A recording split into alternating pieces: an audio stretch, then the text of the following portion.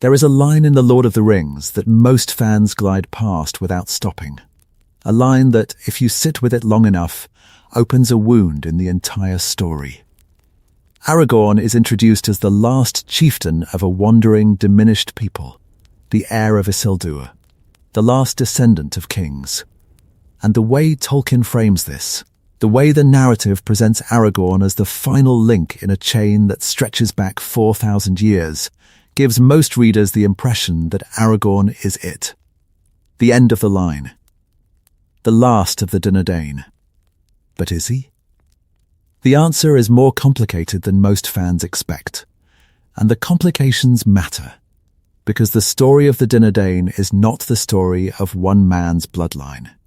The story of the Dúnedain is the story of an entire people, a civilization, a culture, a race of men who were given gifts that no other mortals received, who built kingdoms that shaped the history of the world, and who declined so slowly, so thoroughly, so completely, that by the time of The Lord of the Rings, most of the free peoples have forgotten they exist. Tonight I want to answer the question in the title.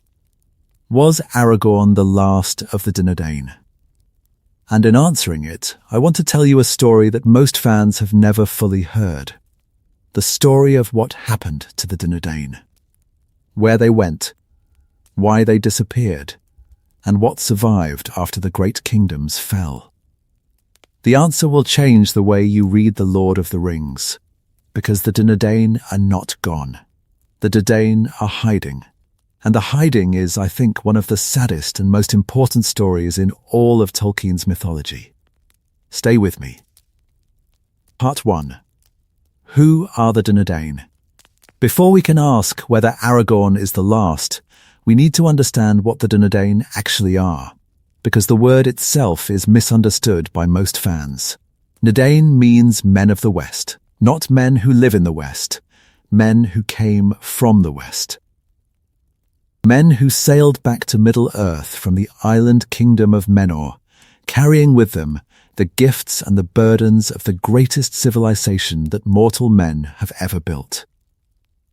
The Dúnedain are the descendants of the Inmenrians, and the Inmenrians were the descendants of the Edain, the three houses of men who fought alongside the elves in the wars against Morgoth during the First Age. As a reward for their loyalty and their sacrifice, the Valar gave the Edain an island, Númenor, the land of the star, raised from the sea in the waters between Middle-earth and the Blessed Realm. On Númenor, the Edain flourished.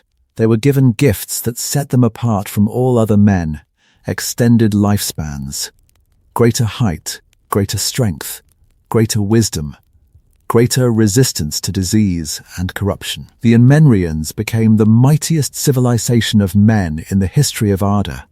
Builders, sailors, scholars, warriors, craftsmen whose works rivaled the elves in their beauty and surpassed them in their practical ambition.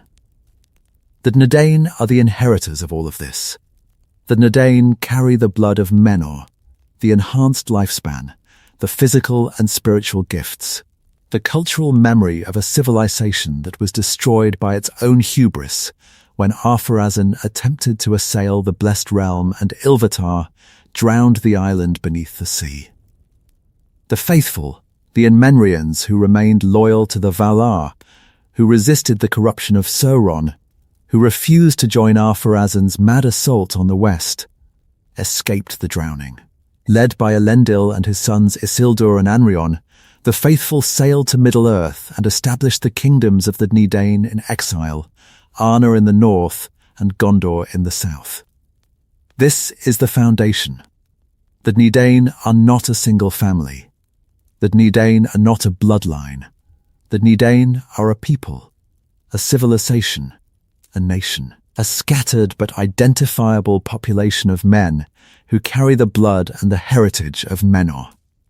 And the question of whether Aragorn is the last depends entirely on what we mean by the Dúnedain. Part 2. The Two Kingdoms. The Dúnedain established two kingdoms in Middle-earth, and the history of each kingdom is critical to understanding what happens to the Dúnedain as a people. Arnor is the northern kingdom, founded by Elendil himself, centered on the city of Anminas by the shores of Lake Evendim. Arnor encompasses the lands that will eventually include the Shire, Bree, and the surrounding wilderness. It is a vast kingdom, but sparsely populated. The Dúnedain of the north are fewer in number than their southern cousins, spread across a wide territory, governing a mixed population of Dúnedain and lesser men. Gondor is the southern kingdom, founded by Isildur and Anrion, centered on the cities of Osgiliath, Minas Ithil, and Minas Anor. Gondor is more densely populated, more urbanized, more militarily powerful. The Dúnedain of the south settle among larger populations of native Middle-earth men. Men who are not of Menmenrian descent, but who are absorbed into the kingdom, intermarrying with the Dúnedain, adopting their culture, diluting the Menmenrian bloodline through generations of mixing. This distinction between the northern Dúnedain and the southern Dúnedain is crucial to our question, because the two populations have very different fates. The northern Dúnedain decline catastrophically, the southern Dúnedain decline gradually, and the nature of the decline determines what last means. In Arnor, the decline begins early. After Elendil's death at the Battle of the Last Alliance, the northern kingdom passes to his eldest son Isildur, and then, after Isildur's death at the Gladden Fields, to Isildur's youngest son, Valandil. The kingdom endures for several centuries, but the population is always small, always spread thin, always vulnerable. In 861 of the Third Age, Arnor fractures. The kingdom splits into 3 successor states, Arthedain in the northwest, Cardolan in the south, and Rhudaur in the northeast. The split is a disaster. The 3 kingdoms quarrel among themselves, weakening the northern Dúnedain at precisely the moment when they need to be united. Because the Witch King of Angmar is building his power in the north, preparing a campaign of destruction that will take centuries to complete, and that will ultimately succeed in annihilating the northern kingdoms entirely. Part 3. The Fall of the North, the destruction of the northern Dúnedain, is one of the most devastating stories in Tolkien's mythology, a slow, grinding, centuries-long catastrophe that reduces a civilization to a handful of wanderers. The Witch King's campaign against the northern kingdoms begins around the year 1300 of the Third Age and continues for nearly 700 years. It is not a single war. It is a sustained, patient, strategically brilliant campaign of attrition, a series of wars, raids, plagues, and political manipulations designed to weaken and eventually destroy every remnant of the northern Dúnedain. Rhudaur falls first. The Dúnedain population of Rhudaur was always the smallest of the 3 kingdoms, and the kingdom was always the most vulnerable to the Witch King's influence. By the mid-1300s, Rhudaur has been infiltrated by hillmen loyal to Angmar. A usurper takes the throne, a hillman, not a Dúnedain. The Dúnedain of Rhudaur are displaced, absorbed, scattered. The kingdom becomes a vassal of Angmar in all but name. Cardolan falls next. The Great Plague of 1636 devastates Cardolan, killing much of the population, depopulating the cities, weakening the kingdom's ability to resist. The Barrow Downs, which had been the burial place of the kings and princes of Cardolan, become haunted by evil spirits sent by the Witch King. The last prince of Cardolan dies in the plague, or in the wars that follow. Cardolan ceases to exist as a functioning kingdom. Arthedain endures longest. Arthedain is the rump state of the northern Dúnedain, the last surviving fragment of Arnor, ruled by the direct descendants of Isildur, holding on with grim determination against the relentless pressure of Angmar. Arthedain's kings are the ancestors of Aragorn, the unbroken line of royal descent that will continue, generation after generation, through the centuries of decline. In 1974, Arthedain falls. The Witch King launches his final assault. Fornost, the capital, is overrun. King Arvedui, the last king of Arthedain, flees north to the ice bay of Foracle, where he is sheltered by the Loseth, the snowmen of the far north. The Loseth are reluctant hosts. They fear the Witch King, and they fear the consequences of sheltering the fugitive king. But they give Arvedui food and shelter, and they wait. A ship is sent from the south, from the Grey Havens, sent by Credan the shipwright, who has received word of Arvedui's plight. The ship arrives in the ice bay. Arvedui boards the ship. The Loseth warn him not to go. They read the weather, they know the ice, and they tell the king that the conditions are dangerous. Arvedui ignores the warning. He is desperate. His kingdom has fallen. His only hope is to escape south and rebuild. The ship sinks. The ice closes around it. Arvedui drowns, taking with him 2 of the Palantri, the seeing stones of the northern kingdom, irreplaceable artifacts that linked the Dúnedain to their Menrian heritage. The king is dead. The stones are lost. The kingdom is finished. The fall of Arthedain is the end of the northern kingdoms, the end of cities, the end of courts and councils and the trappings of civilization.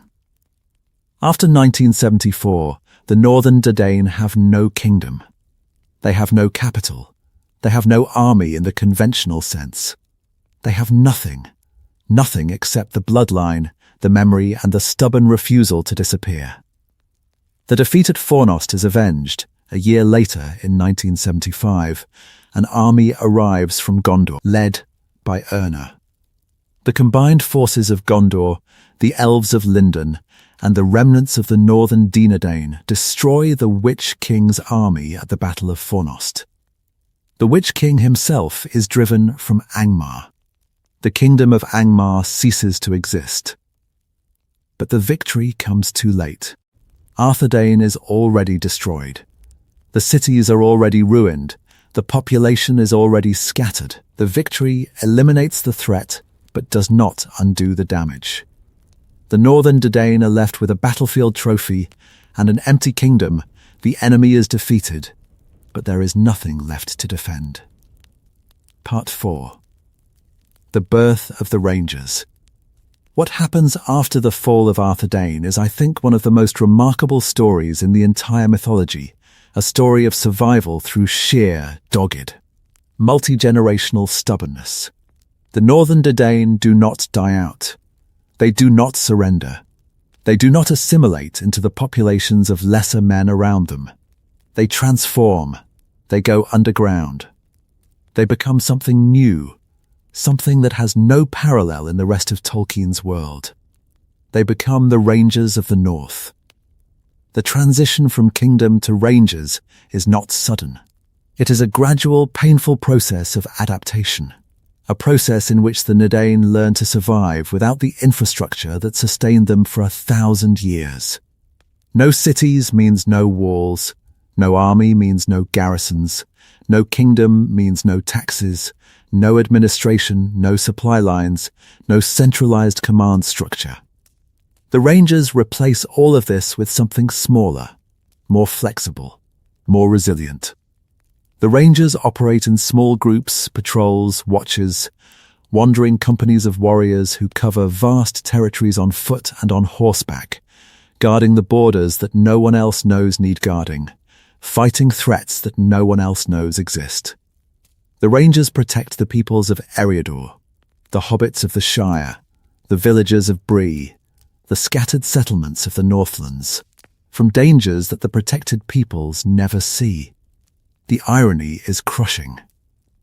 The Dúnedain, who once ruled these lands as kings, now protect the peoples who live on those lands as nameless, thankless guardians. The hobbits of the Shire have no idea that the Rangers exist. The villagers of Bree regard the Rangers as suspicious vagabonds, rough, dangerous, untrustworthy. The very people whose lives and safety depend on the Rangers' vigilance treat the Rangers with contempt. And the Rangers endure it. The Rangers accept the contempt. The Rangers continue their watch, not for gratitude, not for recognition, not for reward, but because the watch is what the Dúnedain do. The watch is what the Dúnedain have always done. The watch is the last remaining expression of the duty that Elendil accepted when he led the faithful to Middle-earth. The duty to protect the free peoples from the darkness, regardless of whether the free peoples know they are being protected. Part 5. The Chieftains. The line of kings does not end with Arvedui. The royal bloodline continues, but the title changes. After the fall of Arthedain, the heirs of Isildur are no longer called kings. They are called chieftains. The change in title is significant. A king rules a kingdom. A chieftain leads a people. The shift from king to chieftain reflects the shift in the Dúnedain's situation, from a settled kingdom with territory and institutions to a wandering people with nothing but their blood, their memory, and their leader. The chieftains of the Dúnedain are a fascinating and heartbreaking sequence. 16 chieftains, spanning 1,000 years, from Arnor to Aragorn. Each chieftain inherits the same burden: lead the Rangers, maintain the watch, protect the peoples of Eriador, preserve the bloodline, and wait. Wait for the day when the kingdom can be restored. Wait for the moment when the heir of Isildur can reclaim the throne of his ancestors. Wait for 1,000 years, generation after generation, father to son, chieftain to chieftain, for a restoration that must have seemed, after the first few centuries, like a fantasy. The waiting is the most remarkable thing about the chieftains. The waiting is what distinguishes the Dúnedain from every other fallen civilization in Tolkien's mythology. The dwarves of Moria waited, but they eventually attempted to reclaim their halls and were destroyed. The elves of Beleriand waited, but they eventually sailed west. The Dúnedain waited, and continued waiting, for 1,000 years, without faltering, without abandoning the hope, without surrendering the claim. The heirlooms help. The chieftains preserve a collection of artifacts that serve as proof of the royal lineage and as tangible connections to the kingdom that was lost. The shards of Narsil, the broken sword of Elendil, the sword that cut the ring from Sauron's hand. The ring of Barahir, the oldest surviving artifact of the Edain, a ring given by the elven king Finrod Felagund to Barahir in the First Age, the scepter of Anminas, the symbol of Arnor's kingship. These objects are not merely symbols. They are evidence. They are proof that the claim is real, that the bloodline is unbroken, that the chieftain who carries them is the legitimate heir of Isildur and Elendil and the kings of Menor. The objects say, "We are still here. We are still what we were. The kingdom fell, but the line endures."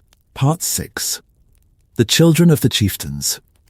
There is a detail about the chieftains that most fans overlook, a detail that speaks directly to our question about whether Aragorn is the last of the Dúnedain. The chieftains' heirs are raised in Rivendell. This is not a minor detail. This is a deliberate, sustained, multi-generational practice.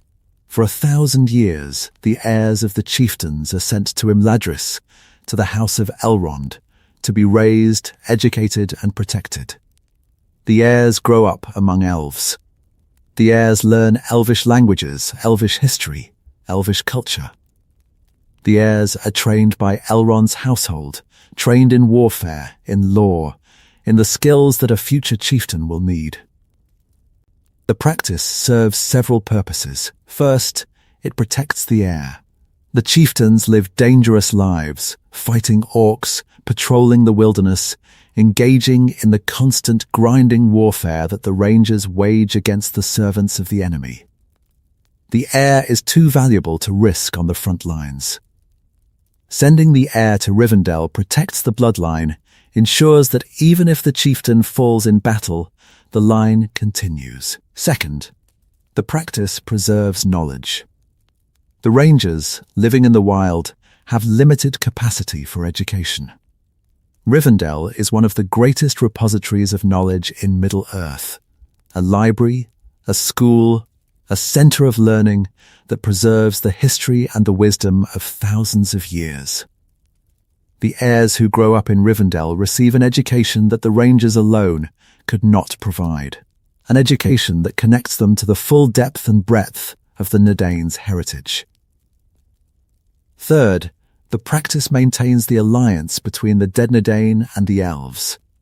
Elrond is himself a descendant of the same lineage, a descendant of Elthian and Beren, of Tuor and Idril, of the union between elves and men that produced both the Elven kings and the Inmemorian kings. The chieftain's heirs are Elrond's distant kinsmen.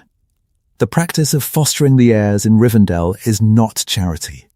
It is family, a recognition of the shared blood and shared purpose that binds the Dúnedain to the elves. Aragorn is raised in Rivendell. He grows up as Estel, Hope, not knowing his true identity until Elrond reveals it to him on his 20th birthday. This is the same pattern that has been followed for 1,000 years. Aragorn is not unique in this. Aragorn is the latest in a long sequence of chieftains' heirs who grew up in Elrond's house, who learned who they were from Elrond's lips, who inherited the burden of the bloodline from the Master of Rivendell. The practice tells us something important. The Dúnedain are not a dying remnant clinging to a fading memory. The Dúnedain are a people with a plan, a multi-generational strategy for survival, for preservation, for eventual restoration. The plan is sophisticated. The plan requires coordination between the Rangers and Rivendell, between the chieftains and Elrond, between the fighting force in the field and the educational institution that prepares each generation's leader. The plan is not the work of a single desperate generation. The plan is a 1,000-year project, a civilizational survival strategy that spans 40 generations and that ultimately succeeds. Part 7. The numbers. So how many Dúnedain are there by the time of the Lord of the Rings? How many Rangers are left? How close to extinction are the northern Dúnedain? Tolkien does not give us a precise number. He never says there are exactly X Rangers, but the clues in the text allow us to make reasonable estimates, and the estimates are both smaller than most fans expect and larger than the word last implies. The Grey Company, the force of Rangers that rides south to join Aragorn during the War of the Ring, consists of 30 Rangers, plus Elladan and Elrohir, the sons of Elrond. 30 Rangers. That is the number that Halbarad, Aragorn's kinsman, brings south. The number that represents the Rangers' commitment to the war effort. But 30 is not all the Rangers. 30 is the force that can be spared. The fighters who can be sent south without leaving the north undefended. The remaining Rangers stay behind to maintain the watch. The borders of the Shire still need guarding. The roads of Eriador still need patrolling. The threats of the north, orcs, trolls, wolves, worse things, still need fighting. The 30 who ride south are a significant portion of the total force, but they are not the entire force. Estimates based on the text suggest that the total Ranger population, fighting men, women, children, the elderly, is probably in the low hundreds, perhaps 200, perhaps 300, perhaps somewhat more. The number is small enough to be genuinely precarious. A single major disaster, a plague or a battle gone wrong, could reduce the population below the threshold of viability. But the number is large enough to sustain a functioning community. A community that can raise children, train warriors, maintain its cultural identity, and pass its heritage from one generation to the next. The smallness of the number is staggering when you consider it in context. The northern Dúnedain are trying to patrol a territory the size of a small European country, the lands of the former kingdom of Arnor, stretching from the Shire in the west to the Misty Mountains in the east, from the Ice Bay of Foracle in the far north to the borders of Dunland in the south. 300 people cannot patrol this territory effectively. 300 people cannot defend every border, guard every settlement, monitor every road. The Rangers are spread impossibly thin, covering vast distances, operating in small patrols of 2 or 3, relying on speed and skill and intimate knowledge of the terrain to compensate for their catastrophically inadequate numbers. The fact that the Rangers succeed, the fact that the Shire remains safe, that Bree survives, that the roads of Eriador remain passable, that the darkness does not simply sweep in and overwhelm everything, is a testament to the extraordinary quality of the individual Rangers. Each Ranger is doing the work of 10 men. Each patrol is covering the ground that a garrison should cover. Each chieftain is commanding a force that by any rational military standard is too small to accomplish the mission that has been assigned to it. The Dúnedain of the north are not extinct. The Dúnedain of the north are endangered. The difference matters. An extinct people is gone, finished, beyond recovery. An endangered people is at risk but still alive, still breeding, still raising children, still maintaining the continuity that makes them a people rather than a collection of individuals. Aragorn is not the last Nadan of the north. Aragorn is the last of the direct royal line, the last chieftain, the final link in the chain of descent from Isildur and Elendil. But the people that the chieftain leads are still there. The Rangers are still there. The families of the Rangers are still there. The Dúnedain of the north are diminished, reduced, endangered, but they are not gone. Part 8. The Dúnedain of the south. And this brings us to the part of the story that most fans miss entirely when they ask whether Aragorn is the last of the Dúnedain. Gondor exists. Gondor is a Dúnedain kingdom. Gondor was founded by the Dúnedain. Gondor's ruling class is Dúnedain. Gondor's population includes a significant, though declining, proportion of people who carry Menrian blood. The Dúnedain of the south are, by any reasonable definition, Dúnedain, the southern Dúnedain are far more numerous than the northern Dúnedain. Gondor, even in its decline, is a major kingdom, a nation with cities, armies, a functioning government, a population numbering in the hundreds of thousands or more. Not all of Gondor's population is Dúnedain. The Menrians of the south intermarried extensively with the native men of Middle-earth, diluting the bloodline, reducing the concentration of Menrian heritage in each successive generation. But the heritage is there. The blood is there. The Dúnedain of the south are mixed, but they are still Dúnedain. The ruling families of Gondor are the most purely Dúnedain element of the southern population. The stewards, the line of Hryn, who governed Gondor for 1,000 years in the absence of a king, are Dúnedain. Denethor is a Dúnedain. Boromir is a Dúnedain. Faramir is a Dúnedain. The lords of Dol Amroth, the princes of the coastal realm, are Dúnedain. The captains of Gondor's armies, the lords of its provinces, the nobility of Minas Tirith, many of these are Dúnedain, or at least carry significant Menrian heritage. So when we ask, was Aragorn the last of the Dúnedain? We need to recognize the absurdity of the question taken literally. Gondor is full of Dúnedain. The southern kingdom, even after centuries of decline and dilution, still contains thousands of people with Menrian ancestry. Aragorn is not the last Dúnedain.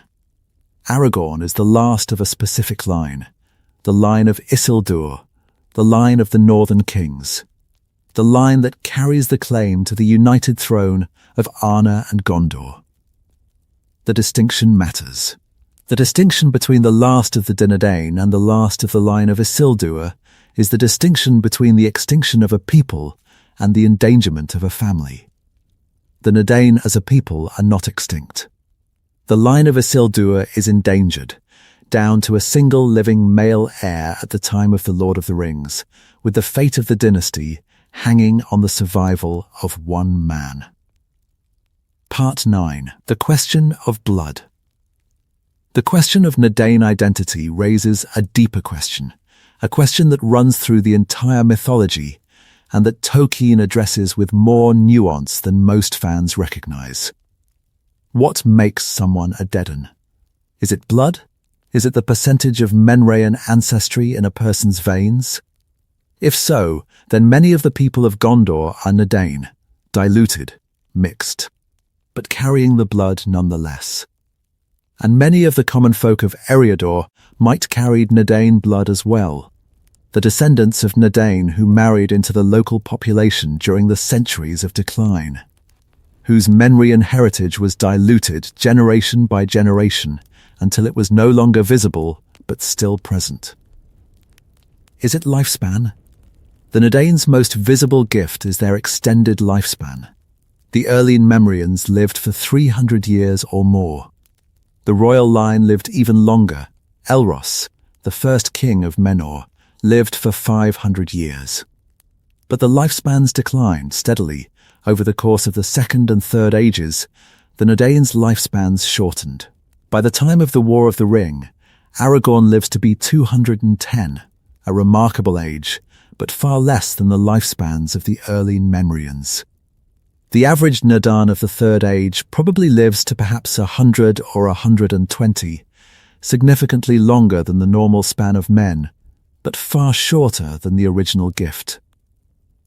Is it culture? Is a Dúnedain someone who identifies as a Dúnedain, who carries the traditions, the language, the values, the sense of identity that the Numerian exile community has maintained for 3,000 years? If so, then the Rangers of the North are unquestionably Dúnedain. Culturally, socially, psychologically, they are the heirs of Arnor and Númenor, and the noble families of Gondor are also Dúnedain, carrying the traditions of the South, the culture of the ruling class, the Menmerian identity that shapes Gondor's institutions and values. Or is it something else, something harder to define? Is a Dúnedain someone who carries the Dúnedain's purpose, the duty, the commitment to guarding the free peoples against the darkness? If so, then the definition of Dúnedain extends beyond blood and culture to encompass a calling, a mission, a way of life, a commitment that defines the Dúnedain not by what they are, but by what they do. The question has practical implications. If the Dúnedain are defined by blood, then the dilution of the bloodline through intermarriage represents a genuine loss, a reduction of the Dúnedain population with every generation that marries outside the community. If the Dúnedain are defined by culture, then the bloodline is irrelevant. What matters is the preservation of the traditions, the values, the way of life that makes the Dúnedain who they are. If the Dúnedain are defined by purpose, then anyone who takes up the Dúnedain's mission is a Dúnedain, regardless of ancestry, regardless of heritage, regardless of whether a single drop of Menrayan blood runs in their veins. The tension between these definitions runs through the entire history of the Dúnedain. The kin strife of Gondor was a war fought over the question of blood. The Rangers of the North preserved their identity through culture as much as through genetics. The healing of Aragorn's hands depends on blood, on the specific, inherited, genetically transmitted power that flows through the line of Elendil. Tolkien, I think, would say all of these matter. The Dúnedain are defined by blood and by culture and by purpose, and the question of whether they are the last depends on which definition you apply. Part 10. The decline of the gift. The Dúnedain's decline is not merely military or political. The decline is biological. a slow generational erosion of the gifts that set the Dúnedain apart from all other men. The lifespans shorten. Each generation lives a little less long than the one before. The extraordinary vitality that allowed the early Enmemrians to reign for centuries fades, not suddenly, not catastrophically, but with the steady, irreversible patience of erosion. The first kings of Menor lived for 400 or 500 years. The last kings of Arnor lived for perhaps 200. By the time of the stewards of Gondor, even the highest nobles rarely exceed 150 years. The physical stature diminishes. The Enmemrians were tall, taller than any other race of men, approaching the height of the elves. The early Dúnedain carried this height with them to Middle-earth, but intermarriage with lesser men, combined with the gradual fading of the Enmemrian gifts, reduces the average height of the Dúnedain population. By the late Third Age, the Dúnedain are still tall, taller than the common folk of Rohan or Bree, but they are not the towering figures that their ancestors were. The wisdom dims.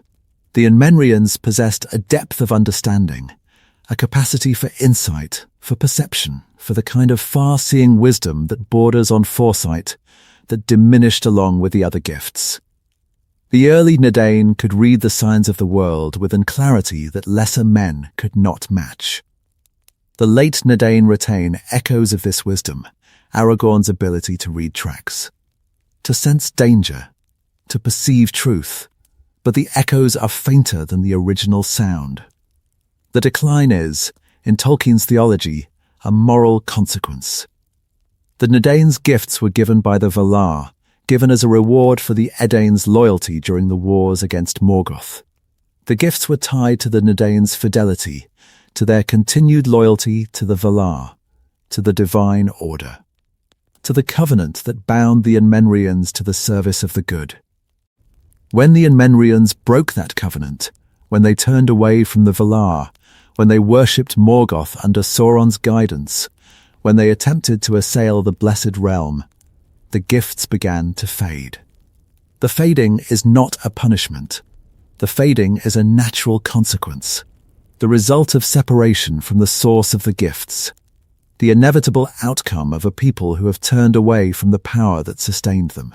The Dúnedain's decline is self-inflicted, not in the sense that each individual chose to decline, but in the sense that the collective choice of the Enmemrian civilization to reject the Valar set in motion a process of diminishment that continued for 3,000 years. The theology is precise. Tolkien distinguishes carefully between the faithful and the unfaithful, between the Enmemrians who remained loyal to the Valar and those who turned away. The unfaithful Enmemrians, the king's men, lost their gifts faster, their lifespans shortened more rapidly, their wisdom dimmed more quickly, their connection to the divine order weakened more dramatically. The faithful Enmemrians, the Dúnedain in exile, retained the gifts longer because they retained the fidelity that the gifts rewarded. But even the faithful decline, even the most loyal Dúnedain families, the most careful preservers of the Enmemrian tradition, experienced the slow erosion of their gifts. The decline is not a punishment for individual unfaithfulness. The decline is the consequence of living in a fallen world, a world that is itself diminishing, a world that is moving away from the divine source, a world in which the gifts of the Valar are slowly, steadily, irrevocably being withdrawn as the world transitions from the mythic to the mundane. The faithful, the Dúnedain who remained loyal to the Valar, retained the gifts longer than those who fell away. This is why the royal line retains the longest lifespan, the greatest stature, the deepest wisdom. The royal line is the most faithful, the most devoted to the values and the purpose that the Valar rewarded, the most consistent in its commitment to the covenant. Aragorn's 210-year lifespan is the gift's last flourishing, the final expression of a blessing that has been fading for 3,000 years. Part 11. Gondor's dilution. The Dúnedain of the south face a different kind of decline, a decline driven not by the loss of gifts, but by the dilution of blood. Gondor's population is mixed. From the very beginning, the Dunedain of the south live alongside and intermarry with the native men of Middle-earth. The native population is larger than the Dunedain's settler population. The intermarriage is inevitable. And with each generation, the proportion of Menrian blood in the general population decreases. The ruling class resists the dilution longer than the common people. The nobility of Gondor, the lords of the provinces, the captains of the military, the great families of Minas Tirith tend to marry within the Dúnedain community, preserving a higher concentration of Menrian heritage. But even the ruling class is not immune. By the late Third Age, the distinction between pure Dúnedain and mixed Dúnedain has become blurred, a matter of degree rather than kind, a spectrum rather than a boundary. The kinstrife, the great civil war of Gondor fought in the 1400s of the Third Age, is partly a war about blood. The kinstrife is triggered by the marriage of King Valakar to a woman of the Northmen, Vidmavi, a princess of the Rovanian people. Their son, Eldakar, is the first king of Gondor with mixed blood, a Dúnedain on his father's side, a Northman on his mother's. The Purists rebel. A faction of the Gondorian nobility, led by Castamir the Usurper, seizes the throne, claiming that Eldakar's mixed blood disqualifies him from the kingship, that the blood of Gondor must remain pure, that the Dúnedain heritage must be preserved by excluding those who dilute it.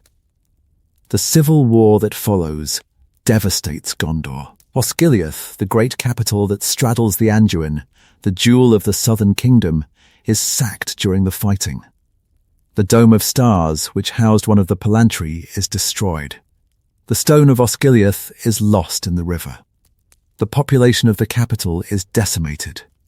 Eldakar is driven into exile among the Northmen, where he gathers his strength and eventually returns. Returning at the head of a mixed army of Dúnedain loyalists and Northman allies, recapturing the throne, driving Castamir's followers south to the haven of Umbar, where they establish a corsair kingdom that will plague Gondor for centuries. The civil war depopulates the cities, weakens the military, and sets the southern kingdom on a trajectory of decline from which it never fully recovers. The purists who fought to preserve the purity of the Dúnedain bloodline accomplished the opposite of their stated goal. They weakened the kingdom that the Dúnedain built. They scattered the population that carried the Dúnedain blood. They created a new enemy that would drain Gondor's resources for the next 1,500 years. The irony is bitter. The purists who fought to preserve the purity of the Dúnedain bloodline in Gondor accelerated the kingdom's decline by fighting the civil war. The attempt to preserve the blood weakened the nation. The determination to keep the Dúnedain pure destroyed the institutions that the Dúnedain had built. The obsession with bloodline purity, the insistence that the Dúnedain identity is defined by genetics rather than by values or culture, proved to be more destructive than the dilution it was meant to prevent. Tolkien is making a point here. The point is not subtle. The obsession with racial purity is self-defeating. The attempt to preserve a people through the exclusion of outsiders does not strengthen the people. It weakens them, divides them, turns them against each other. The Dúnedain's strength was never in their blood. The Dúnedain's strength was in their purpose, their commitment to the Watch, their devotion to the Free Peoples, their willingness to serve a cause larger than their own survival. The blood was a gift. The purpose was a choice. And the choice matters more than the gift. Part 12. The Line of the Stewards. The kings of Gondor end in the year 2050 of the Third Age, when King Arnor rides to Minas Morgul to answer the Witch King's challenge, and never returns. The disappearance of Arnor is one of the great mysteries of Gondor's history, a king who rides into the dark fortress and is never seen again, whose fate is never confirmed, whose death is never proven. Gondor is left without a king. The stewards, the chief counselors of the king, assume the governance of the realm, ruling in the king's name, maintaining the king's seat, preserving the fiction that the king will one day return. The stewards are Dúnedain. The House of Hryn, the steward's family, is one of the noblest Dúnedain families of Gondor, claiming descent from the original Memrian settlers. The stewards carry the blood, the heritage, the gifts of the Dúnedain. Denethor II, the steward at the time of the War of the Ring, is a formidable figure, tall, proud, keen-eyed, possessed of the far-seeing wisdom that characterizes the purest Dúnedain. Denethor is not a king, but Denethor is unquestionably a Dúnedain. The steward's relationship with the line of Isildur is complex. The stewards govern Gondor because there is no king. But the king's throne stands empty. The stewards sit in a plain black chair at the foot of the empty throne, a physical reminder that their authority is borrowed, provisional, contingent on the absence of the king. The steward's oath is to keep the realm until the king returns. But the king is in the north. The line of Isildur survives in the chieftains of the Dúnedain, the wandering leaders of the Rangers, the heirs of Arnor. The stewards know this, or at least they know the claim exists. The relationship between the northern and southern Dúnedain during the 1,000 years of the stewards' rule is distant, a theoretical connection, a legal claim, a shared ancestry that has little practical significance. Denethor's attitude toward Aragorn, the unspoken tension between the steward and the returning king, reflects 1,000 years of complicated history. The stewards have governed Gondor for a millennium. The stewards have defended Gondor, have bled for Gondor, have given their lives for Gondor. The stewards have maintained the defences against Mordor, have rebuilt the armies after defeats, have held the line when the line seemed hopeless. The idea that a wandering northerner, a ranger, a vagabond, a man without a kingdom, should walk into Minas Tirith and claim the throne that the stewards have protected for 1,000 years is, from Denethor's perspective, an intolerable presumption. Denethor's resentment is understandable. Denethor is not a villain, not in the simplistic sense that some readers assume. Denethor is a man who has given everything to Gondor: his youth, his strength, his sons, his sanity, and who is now told that his service was always temporary, that the throne he protected was never his to keep, that the family who bled for 1,000 years must step aside for a family that spent 1,000 years wandering in the wilderness. The resentment is the resentment of service against blood. Denethor served. Aragorn was born. Denethor earned his authority through a lifetime of sacrifice and a dynasty of sacrifice before him. Aragorn inherited his authority through the accident of birth. Which claim is more legitimate? Which deserves the throne, the man who protected it or the man who was born to sit on it? The tension is the tension between blood and service. Aragorn has the blood. Denethor has the service. Who deserves the throne, the man who was born to it or the man who earned it? The answer in Tolkien's theology is clear. The blood matters. The divine appointment of the line of Isildur supersedes the earned authority of the stewards. But the clarity of the theological answer does not diminish the human complexity of the question. Part 13. Aragorn's early life. Aragorn's personal history is the history of the Dúnedain condensed into a single lifetime, the full arc of decline and renewal, of hiding and revelation, of anonymity and identity, compressed into 87 years of living. Aragorn is born in 2931 of the Third Age. His father, Arathorn II, the 15th chieftain of the Dúnedain, is killed by orcs when Aragorn is only 2 years old. The death is sudden, violent, and unremarkable. Unremarkable in the sense that violent death is the norm for the chieftains of the Dúnedain, who live their lives on the frontier, fighting a continuous war against the darkness. Aragorn's mother, Gilrain, takes the child to Rivendell. Elrond receives the boy and gives him the name Estel, hope. Aragorn grows up not knowing who he is. He grows up believing he is a simple member of the Dúnedain community in Rivendell, an orphan raised by elves, a boy without a destiny. On his 20th birthday, Elrond reveals the truth. Elrond gives Aragorn the shards of Narsil and the ring of Barahir. Elrond tells Aragorn who he is, tells him that he is the heir of Isildur, the descendant of Elendil, the rightful king of Arnor and Gondor. The burden that has been passed from chieftain to chieftain for 1,000 years falls on the shoulders of a 20-year-old. And then Aragorn walks out of Rivendell and sees Arwen. He sees her walking among the birch trees, and he thinks she is Elthian Tinviel returned from the dead. Because Arwen's beauty is Elthian's beauty, renewed across the generations, the fairest face that mortal eyes have seen since the First Age. He falls in love. And the love of a mortal man for an elf maiden who carries the blood of Elthian, becomes the second axis around which Aragorn's life rotates. The first axis is duty, the second is love.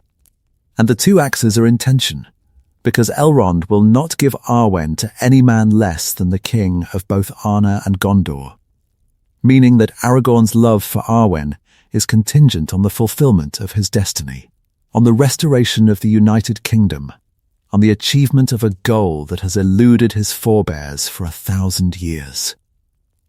Elrond's condition is not cruelty. Elrond's condition is love. The fierce, protective, desperately possessive love of a father who knows that his daughter's choice of mortality will separate them forever. Elrond has already lost his brother to mortality. Elros, the first king of Menor, chose the mortal life when Elrond chose the immortal one. Elrond knows what it means to lose someone to the gift of men.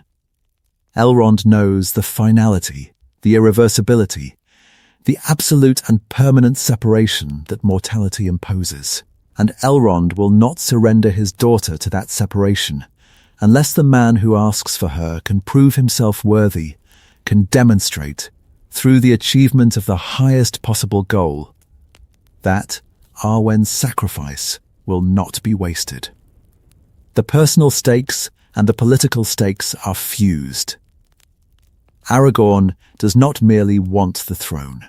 Aragorn needs the throne, needs it to win the love that defines his existence, needs it to prove himself worthy of the woman who chose mortality for his sake, needs it to complete the story that began when Lúthien chose Beren and set in motion the bloodline that would produce both Aragorn and Arwen. Part 14. The Ranger Years. Between Aragorn's 20th birthday and the events of The Lord of the Rings, roughly 67 years pass. 67 years during which Aragorn lives as a ranger, wandering the wilds, fighting the darkness, operating under assumed names, hiding his identity, serving the cause of the free peoples without recognition, without reward, without any assurance that the service will ever lead to the restoration he hopes for. During these decades, Aragorn travels far. He serves in the armies of Rohan under the name Thorongil. He rides with the horsemen. He fights their enemies. He distinguishes himself, becomes a celebrated captain, admired by the soldiers, trusted by King Thengel. And then he leaves. He walks away from the recognition, from the reputation, from the life of a respected warrior in a functioning kingdom, and returns to the wilderness. He serves in Gondor. Under the same name, Thorongil, he serves Denethor's father, Ecthelion II, the steward of Gondor. He leads a daring raid on the corsairs of Umbar, burning their ships in their harbour, striking a blow against one of Gondor's most persistent enemies. The raid is one of the great military actions of the late Third Age, a bold, decisive strike that cripples the corsair fleet and gives Gondor a respite from the sea raids that have plagued its coasts for centuries. And then, again, he leaves. He walks away from the court of Gondor, from the admiration of the soldiers, from the growing fame that attaches to the name Thorongil. He walks away knowing that Denethor, the steward's son, the man who will one day rule Gondor, suspects his identity and resents his presence. The rivalry between Aragorn as Thorongil and Denethor is quiet, unspoken, but real. A tension that will persist for decades, and that will shape Denethor's response to the returning king when the moment finally arrives. Aragorn returns to the wild. He spends years in the east and the south, travelling in the lands beyond the borders of the Western kingdoms, learning what he can of Sauron's strength, gathering intelligence that will prove vital in the years to come. The travels are lonely, dangerous, exhausting. Aragorn ages more slowly than ordinary men. The Dúnedain gift preserves his strength well past the normal span, but the decades take their toll. By the time of the War of the Ring, Aragorn is 87 years old. He looks like a man in his late 40s or early 50s, weathered, hardened, bearing the marks of a life lived mostly outdoors, mostly in danger, mostly alone. The leaving is deliberate. Aragorn does not stay in Rohan or Gondor because the time is not right. The throne cannot be claimed until the conditions are met, until Sauron is defeated, until the ring is resolved, until the moment arrives when the return of the king is not merely legitimate, but necessary. Aragorn is not passive during the waiting. Aragorn is active, fighting, serving, learning, preparing. But the claiming must wait. The revelation must wait. The king must remain hidden until the hiding serves no further purpose. The Ranger years teach Aragorn something that no classroom in Rivendell could teach. The Ranger years teach him humility. The Ranger years teach him what it means to serve without recognition, to protect without thanks, to do the right thing when no one is watching and no one will ever know. The Ranger years make Aragorn the kind of king who can sit on a throne without being corrupted by it. The kind of king who understands that the throne is a tool for service, not a reward for ambition. The Ranger years also connect Aragorn to his people in a way that a king raised in a palace never could be connected. Aragorn knows the Rangers. He has walked with them, fought with them, bled with them. He has shared their camps and their watches and their grief when one of their number falls. He has buried their dead. He has tended their wounds. He has lived the life that the chieftains' families have lived for 1,000 years. The life of the wanderer, the guardian, the nameless protector. Part 15. Halbarad and the Grey Company. The Grey Company is the moment in the story when the Dúnedain of the North step out of the shadows, the moment when the hidden people become visible, when the anonymous guardians show themselves. Halbarad leads 30 rangers south to Aragorn. Halbarad is Aragorn's kinsman, a fellow Dunedain, a ranger, a warrior who has spent his life doing the same work that Aragorn has done, patrolling the borders, guarding the Shire, fighting the orcs and the wolves and the darker things that lurk in the wild places of Eriador. The 30 rangers who ride south with Halbarad are a remarkable group. They are grey-cloaked, stern-faced, armed with swords and bows, mounted on dark horses. They wear a silver star on their cloaks, the star of the Dúnedain, the symbol of their heritage, the last badge of the kingdom that fell 1,000 years ago. They ride fast and hard, covering the vast distance from the north to Rohan in a fraction of the time that the journey would normally take. The Grey Company answers a question that most readers have been carrying without realizing it. What happened to the other Rangers? The Fellowship of the Ring introduces Aragorn as a ranger. But a ranger of what? A ranger in what force? A ranger alongside whom? The Grey Company provides the answer. There are others. There have always been others. Aragorn is not alone. Aragorn has never been alone. The Dúnedain are behind him, a small, tough, weathered force of kinsmen who share his blood, his heritage, his duty, and his willingness to die for a world that does not know they exist. Halbarad himself is a deeply moving figure. Halbarad is what Aragorn would be if Aragorn were not the heir. A ranger, a fighter, a leader, a Dúnedain who has spent his entire life in the service of a cause that gives him nothing in return except the knowledge that the service is necessary. Halbarad does not seek glory. Halbarad does not want a throne. Halbarad wants to serve, and the purity of that desire, the absolute clarity of Halbarad's commitment to the Dúnedain's mission, makes him one of the most admirable characters in the entire story. Halbarad dies at the Battle of the Pelennor Fields. The standard he carried, the standard that Arwen made for Aragorn, the banner of the white tree and the 7 stars and the winged crown, is unfurled in the battle. And Halbarad, the ranger, the kinsman, the brother in arms, falls. His death is not dwelt on. His death is mentioned briefly, almost in passing. The narrative moves on. The battle continues. The story does not pause to mourn a ranger.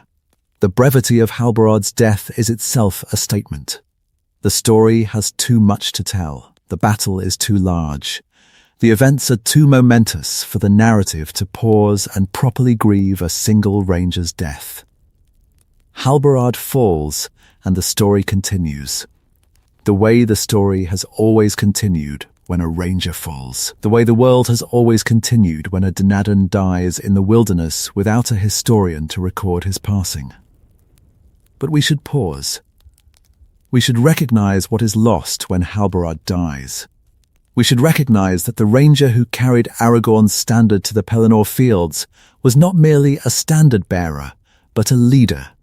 A man who commanded the Rangers of the North in Aragorn's absence, who organized the Grey Company's ride south, who held the northern Dúnedain together during the years when Aragorn was wandering in the south and the east. Halbarad's death is not merely the loss of a fighter. It is the loss of a leader, one of the few men who could have helped Aragorn govern the Northern Kingdom, who understood the Rangers' needs and the Rangers' capabilities, who could have bridged the gap between the wandering life of the Rangers and the settled life of the new kingdom. But the death matters in another way too. Halbarad's death is the death of a Dúnedain, one of the few, one of the endangered, one of the handful of northern Dúnedain who still carry the blood and the purpose of Menor in their veins. Every Dúnedain death during the War of the Ring is a loss that the population cannot easily absorb, a loss that reduces the breeding population, that removes a warrior from the already thin ranks, that pushes the northern Dúnedain one step closer to the threshold below which recovery becomes impossible. Part 16. The Paths of the Dead. The Paths of the Dead provide a moment that connects Aragorn's personal identity as the heir of Isildur directly to the Dúnedain's history, and to the question of what it means to be the last of a line. Aragorn enters the Paths of the Dead because he is the heir of Isildur. The dead, the Oathbreakers, the men of the mountains who swore allegiance to Isildur and broke their oath, can only be summoned by Isildur's heir. No other living being can command them. No other living being can release them from the curse that binds them to the mountain. The dead answer to Aragorn because Aragorn is the legitimate heir of the king who cursed them. The scene is a demonstration of lineage as power. Aragorn's blood, his direct descent from Isildur. gives him an authority that no amount of skill or courage could provide. The Grey Company follows Aragorn into the paths of the dead because they trust him. The dead obey Aragorn because they must, because the blood compels them, because the lineage carries an authority that transcends mortal politics and military rank. The dead themselves are a story within the story, a story that illuminates the nature of the Dúnedain's authority and the consequences of breaking faith with it. The men of the mountains swore allegiance to Isildur during the War of the Last Alliance. They swore to fight against Sauron. And then, when the moment came, they broke their oath, refused to march, refused to fight, hid in their mountains and hoped that the war would pass them by. Isildur cursed them. Isildur declared that the men of the mountains would find no rest until they fulfilled their oath, that their spirits would linger in the mountain, bound to the stone, unable to pass beyond the circles of the world until the heir of Isildur came to call them, and they answered. The curse held. For 3,000 years, the dead waited in the mountain, trapped, restless, condemned to an existence that was neither life nor death, bound by the authority of a king whose line they believed had vanished from the world. And then Aragorn comes. The heir of Isildur walks into the mountain and calls on the dead to fulfill their oath. The dead answer. The dead follow Aragorn out of the mountain and down to the coast, where they overwhelm the Corsair fleet at Pelagia, sweeping through the ships like a grey wind, driving the Corsairs into the water, clearing the way for Aragorn to commandeer the ships and sail north to the Pelennor fields. After the battle, Aragorn releases the dead. The oath is fulfilled. The curse is lifted. The spirits pass beyond the circles of the world, finally free of the burden that 3,000 years of faithlessness had imposed on them. This is one of the moments in the story where the significance of the bloodline becomes concrete. Most of the time, Aragorn's lineage is an abstract thing, a claim, a promise, a potential that has not yet been realized. At the paths of the dead, the lineage becomes operative. The blood does something. The descent from Isildur produces an effect in the world, a real, tangible, practically useful effect that turns the tide of the war. The implication is clear: the bloodline matters. The bloodline is not merely a political convention or a cultural tradition. The bloodline carries actual power. The power to command the dead, the power to heal with the king's hands, the power to wield the reforged Narsil. The bloodline is a channel through which divine authority flows, the authority that the Valar bestowed on the Edain, that was passed to the Enmenrians, that was preserved in the line of Elendil, that survives in Aragorn. And if the bloodline carries power, then the extinction of the bloodline would be a genuine loss, not merely a genealogical curiosity, but a diminishment of the world, a closing of a channel through which good operates. The survival of the Dúnedain's bloodline is not merely a matter of cultural preservation. It is a matter of spiritual significance, a question of whether the world retains access to a source of authority and healing that no other lineage can provide. Part 17. The Hands of the King. The healing at the Houses of Healing in Minas Tirith is the most direct expression of the Dúnedain bloodline's unique power and the most emotionally resonant demonstration of what it means to be the heir of Isildur. The hands of the king are the hands of a healer, and so shall the rightful king be known. The old saying, preserved by the healers of Gondor, remembered by Eoreth, the herb woman who recognizes in Aragorn's healing, touched the proof of his royal identity, connects the Dúnedain bloodline to the act of healing. The king heals. The true king, the legitimate heir of Elendil and Isildur, possesses the ability to heal with his hands, not through magic, not through craft, but through the divine gift that flows through the bloodline, the remnant of the Valar's blessing that has survived 3,000 years of decline. Aragorn heals Faramir. Aragorn heals Owen. Aragorn heals Merry. The healing is not merely medical. The healing is spiritual, a reaching through the darkness that afflicts the wounded, a drawing back of the shadow that the Nazgul's touch has imposed, a restoration of the life force that the servants of the enemy have drained. The healing is an act of love, of compassion, of the kind of selfless service that the Dúnedain's purpose has always demanded. The healing demonstrates something crucial about the Dúnedain's nature. The Dúnedain are not merely warriors. The Dúnedain are not merely guardians. The Dúnedain are healers, beings whose deepest calling is not to destroy but to restore, not to conquer but to mend, not to dominate but to serve. The healing hands of the king are the purest expression of the Dúnedain's gift. The gift that was given not for domination but for service, not for glory but for the quiet, unglamorous, deeply necessary work of making broken things whole. The Athelas plant, kingsfoil as the common people call it, is the instrument of the healing. The plant has no healing power in the hands of ordinary men. In the hands of the king, in the hands of the heir of Elendil, the plant becomes something extraordinary. A medicine that can draw the wounded back from the shadow, that can break the power of the black breath, that can restore life and consciousness to those who have been touched by the Nazgul's malice. The connection between the plant and the king is significant. The healing requires both elements, the plant and the healer, the physical instrument and the spiritual authority.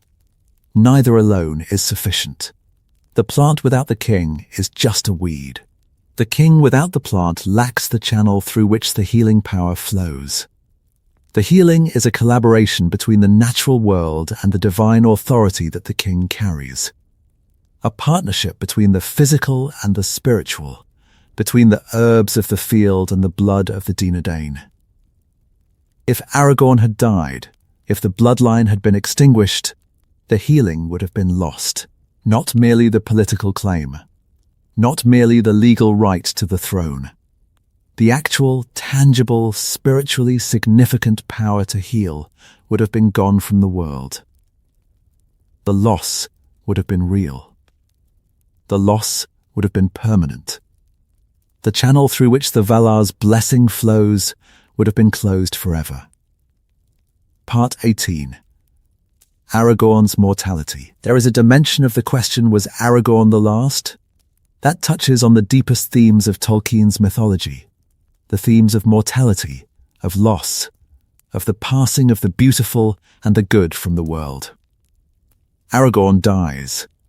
This is easy to forget, given the triumphant ending of The Lord of the Rings. Aragorn becomes king. Aragorn marries Arwen. Aragorn rules for 120 years, restoring the United Kingdom, rebuilding what was broken, healing what was wounded. But Aragorn is mortal. Aragorn's lifespan, though extended by the Dúnedain gift, is finite, and in the year 120 of the Fourth Age, Aragorn lays down his life, voluntarily, consciously, choosing the moment of his departure with the dignity and the acceptance that the Emenrian kings possessed in the days before the shadow fell on Menor. The Emenrian kings of old chose the hour of their death. They surrendered their lives freely, before age diminished them, before senility stole their dignity. Aragorn is the last king to exercise this ancient right. Aragorn is the last Nadan who dies by choice rather than by necessity. The death of Aragorn is one of the most moving passages in all of Tolkien's writing. Aragorn goes to the House of the Kings in Minas Tirith, the resting place of the kings of Gondor, the hall where the ancestors lie. He lies down on the bier. He speaks his last words to Arwen, words of love, of farewell, of the hope that they will meet again beyond the circles of the world, in the place that Ilúvatar has prepared for men, the place that lies outside the Ainulindal, outside the music, outside the story that the Valar sing. And then he yields his life. The light of his eyes goes out. The king is dead. Arwen's grief is devastating. Arwen chose mortality for Aragorn, chose to give up the immortal life of the elves, chose to accept death, chose to embrace the gift of men for the sake of her love. And now the love is gone. The man for whom she sacrificed everything is dead. And Arwen goes to Lothlorien, to the abandoned, fading, empty woods where she once lived, and there, alone, she lies down on Serin Amroth and dies. The passage tells us that the Dúnedain's gifts are temporary. The extended lifespan is not immortality. The enhanced wisdom is not omniscience. The healing hands are not indestructible. The Dúnedain are mortal, more gifted than other mortals, more long-lived, more capable, but still mortal. The gifts will fade. The bloodline will diminish. The Dúnedain, generation by generation, will become less and less distinguishable from the ordinary men around them. This is the deeper answer to the question, was Aragorn the last of the Dúnedain? Aragorn is not the last, but the last is coming. The Dúnedain's gifts are fading. The lifespan is shortening. The physical and spiritual characteristics that set the Dúnedain apart are diminishing with each generation. Aragorn is not the end. But Aragorn is, in a sense, the beginning of the end, the point at which the Dúnedain's long decline tips from endangered to fading. Part 19. The Witch King's Long War. To understand what the Dúnedain lost, and how close they came to actual extinction, we need to look at the Witch King's campaign against the northern kingdoms in detail. Because the campaign is not merely a military story, it is a story of systematic destruction, a patient, calculated, centuries-long effort to erase the northern Dúnedain from the world. The Witch King of Angmar is one of the Nazgûl, one of the 9 kings of men who were enslaved by Sauron's rings. The Witch King is sent to the north with a specific mission: destroy the Dúnedain kingdoms, eliminate the line of Isildur, remove the threat that the heir of Elendil poses to Sauron's plans. The Witch King establishes himself in Angmar, a realm in the far north, on the eastern side of the Misty Mountains, around the year 1300 of the Third Age. From Angmar, the Witch King wages a war that lasts for nearly 700 years. A war of raids, invasions, sieges, plagues, and political subversion that systematically dismantles the 3 successor kingdoms of Arnor. The strategic genius of the campaign lies in its patience. The Witch King does not attempt to conquer the northern kingdoms in a single decisive battle. The Witch King erodes them. He raids their borders. He corrupts their allies. He exploits the divisions between Arthedain, Cardolan, and Rudor, turning them against each other. He waits for moments of weakness, plagues, famines, succession crises, and strikes when the kingdoms are least able to resist. The Great Plague of 1636 is perhaps the most devastating blow. The plague, which sweeps across Middle-earth, killing vast numbers of men, hits the already weakened kingdoms of the north with particular severity. Cardolan, the southernmost of the 3 successor states, is effectively depopulated. The Dúnedain population, already small, is reduced further. The infrastructure of the kingdom, the farms, the roads, the garrison posts, the administrative apparatus that holds a kingdom together, collapses after the plague. The Witch King turns his attention to the Barrow Downs, the ancient burial grounds of the kings and princes of Cardolan. The Witch King sends evil spirits to inhabit the barrows, turning the sacred burial grounds into places of terror. The Barrow Wights, the malevolent spirits that Tom Bombadil rescues the hobbits from early in The Lord of the Rings, are the Witch King's handiwork, his agents of desecration, his instruments of cultural destruction. The desecration is deliberate, and it is strategic. The Witch King is not merely conquering territory. He is destroying memory, erasing the monuments, corrupting the sacred places, ensuring that the northern Dúnedain cannot even hold on to the graves of their ancestors. The Barrow Wights transform the resting places of Dúnedain royalty into traps for the living, places where the dead do not rest peacefully, but reach out with cold hands to drag the living into their darkness. The destruction of the Barrow Downs is cultural warfare of the most insidious kind. The Witch King understands that a people's identity is tied to its sacred places, that the graves of the ancestors are not merely memorials but anchors, connections to the past that give the present its meaning. By corrupting the Barrow Downs, the Witch King severs the northern Dúnedain from their dead, cuts the living from the ancestors, breaks the continuity that gives a people its sense of itself. The Dúnedain cannot visit their ancestors' graves.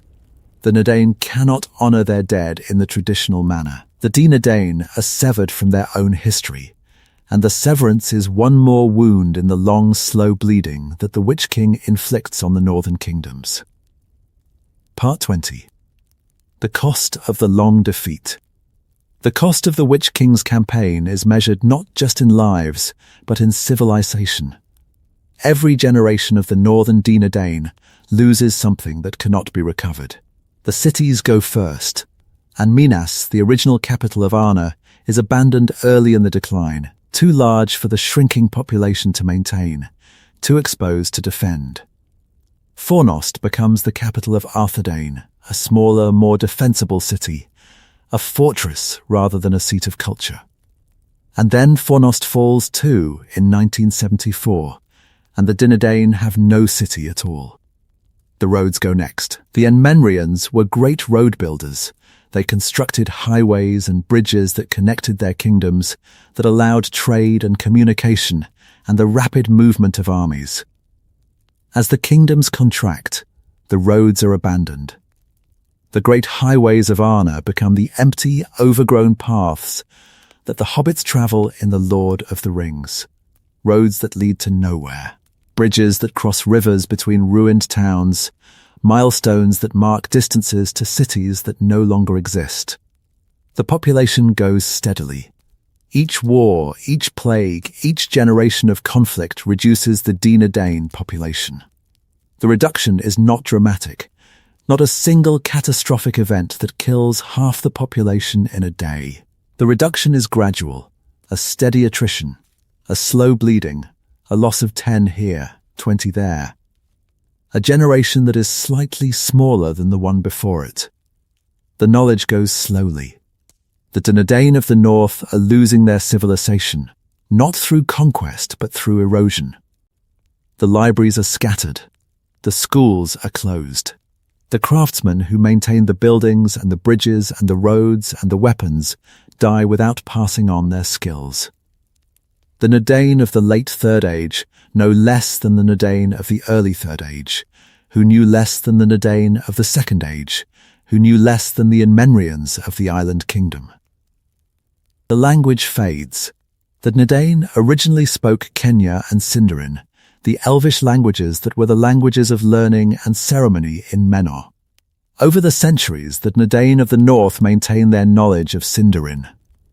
But the common population speaks Western, the common speech, the language of everyday communication in Western Middle-earth. The linguistic shift is a symptom of the cultural shift, the slow transition from a memory-and-identified people to a people who live among other men and speak the language of other men. The crafts diminish. The Enmenrians were master builders, architects, engineers, stoneworkers, whose constructions rivaled the works of the elves and the dwarves. The Dúnedain of the late Third Age cannot build as their ancestors built. The techniques have been lost. The knowledge has been forgotten. The great walls of Gondor still stand, testament to the craft of the builders who made them, but the builders' descendants can no longer replicate the work. They can maintain. They can repair. They cannot create at the level that their ancestors created. The loss is cumulative, and it is heartbreaking. Each generation of chieftains inherits a diminished version of what their ancestors possessed: fewer people, less knowledge, less capability, less hope. Each generation looks back at the previous generation and sees something that has been lost. Each generation looks forward at the next generation and knows that something more will be lost. And yet the chieftains persist. The Rangers persist. The Dúnedain persist. The stubbornness is extraordinary, the sheer multi-generational, almost geological stubbornness of a people who refuse to disappear despite every pressure that history can bring to bear against them. Part 21. The Hidden Kingdom. There is a way of thinking about the northern Dúnedain that reframes the story entirely, and that changes the way we understand the word last. The northern Dúnedain are not a dying remnant. The northern Dúnedain are a hidden kingdom. Consider, the Rangers have a leader. The Rangers have a territory. The Rangers have a mission. The Rangers have a chain of command. The Rangers have an ally. The Rangers have a plan. The Rangers have everything that a kingdom has, except the outward forms. No castles, no courts, no crown, no taxes, no flag flying from a tower. But the substance is there, the authority is there, the legitimacy is there, the organization is there. The Rangers are a kingdom without walls, a nation without borders, a civilization without monuments, a people who carry their kingdom with them the way a tortoise carries its shell. This reframing matters because it changes the significance of the last. If the Dúnedain are a dying remnant, a handful of survivors clinging to a memory, then the last means the end. The final survivor. The last breath of a dying civilization. But if the Dúnedain are a hidden kingdom, a people in exile, maintaining their identity and their purpose through 1,000 years of concealment, then the last means something different. The last means the one who will end the hiding. The one who will bring the hidden kingdom back into the light. Aragorn is the last chieftain. But Aragorn is not the last Dúnedain. Aragorn is the one who transforms the Dúnedain from a hidden kingdom into a visible one. The one who restores the throne, reforges the sword, returns the kingdom to its proper state of openness and authority. Aragorn is the last chieftain, because after Aragorn there is no need for chieftains. After Aragorn there are kings again. Part 22.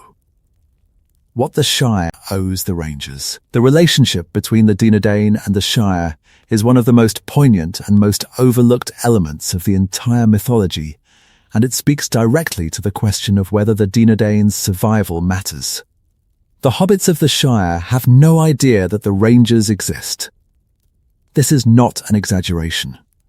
The hobbits know that there are strange, rough men who wander the wild lands beyond the borders of the Shire. The hobbits regard these men with suspicion and contempt, calling them Rangers, using the word as a pejorative, treating the wandering northerners as vagabonds and troublemakers. The hobbits do not know that the Rangers are the reason the Shire exists. The hobbits do not know that the Rangers patrol the borders of the Shire, turning back the orcs and the wolves and the darker things that would overwhelm the Shire's undefended boundaries. The hobbits do not know that the peace and the safety and the comfortable, uneventful quality of Shire life is not natural, is not the default state of the world, but is the product of the Rangers' constant, thankless, invisible vigilance. The dramatic irony is exquisite. The hobbits despise the very people who make their way of life possible. The hobbits look down on the Rangers, regard them as their inferiors, treat them with the casual condescension of comfortable people who have never had to fight for their comfort.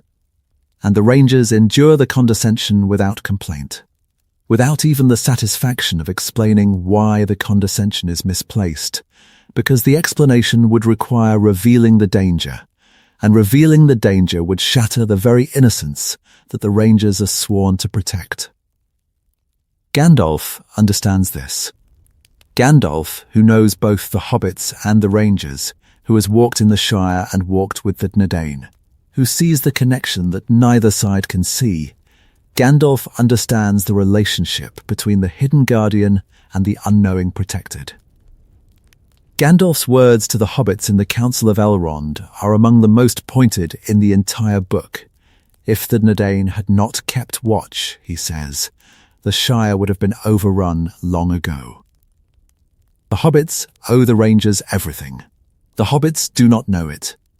And the not knowing is the Rangers' gift, because the not knowing is the innocence, and the innocence is the thing worth protecting. There is a moment in the appendices, easy to miss, but devastating in its implications, when Tolkien reveals that the Rangers increased their guard on the Shire's borders during the years leading up to the War of the Ring. The Dúnedain knew trouble was coming. The Dúnedain reinforced the watch.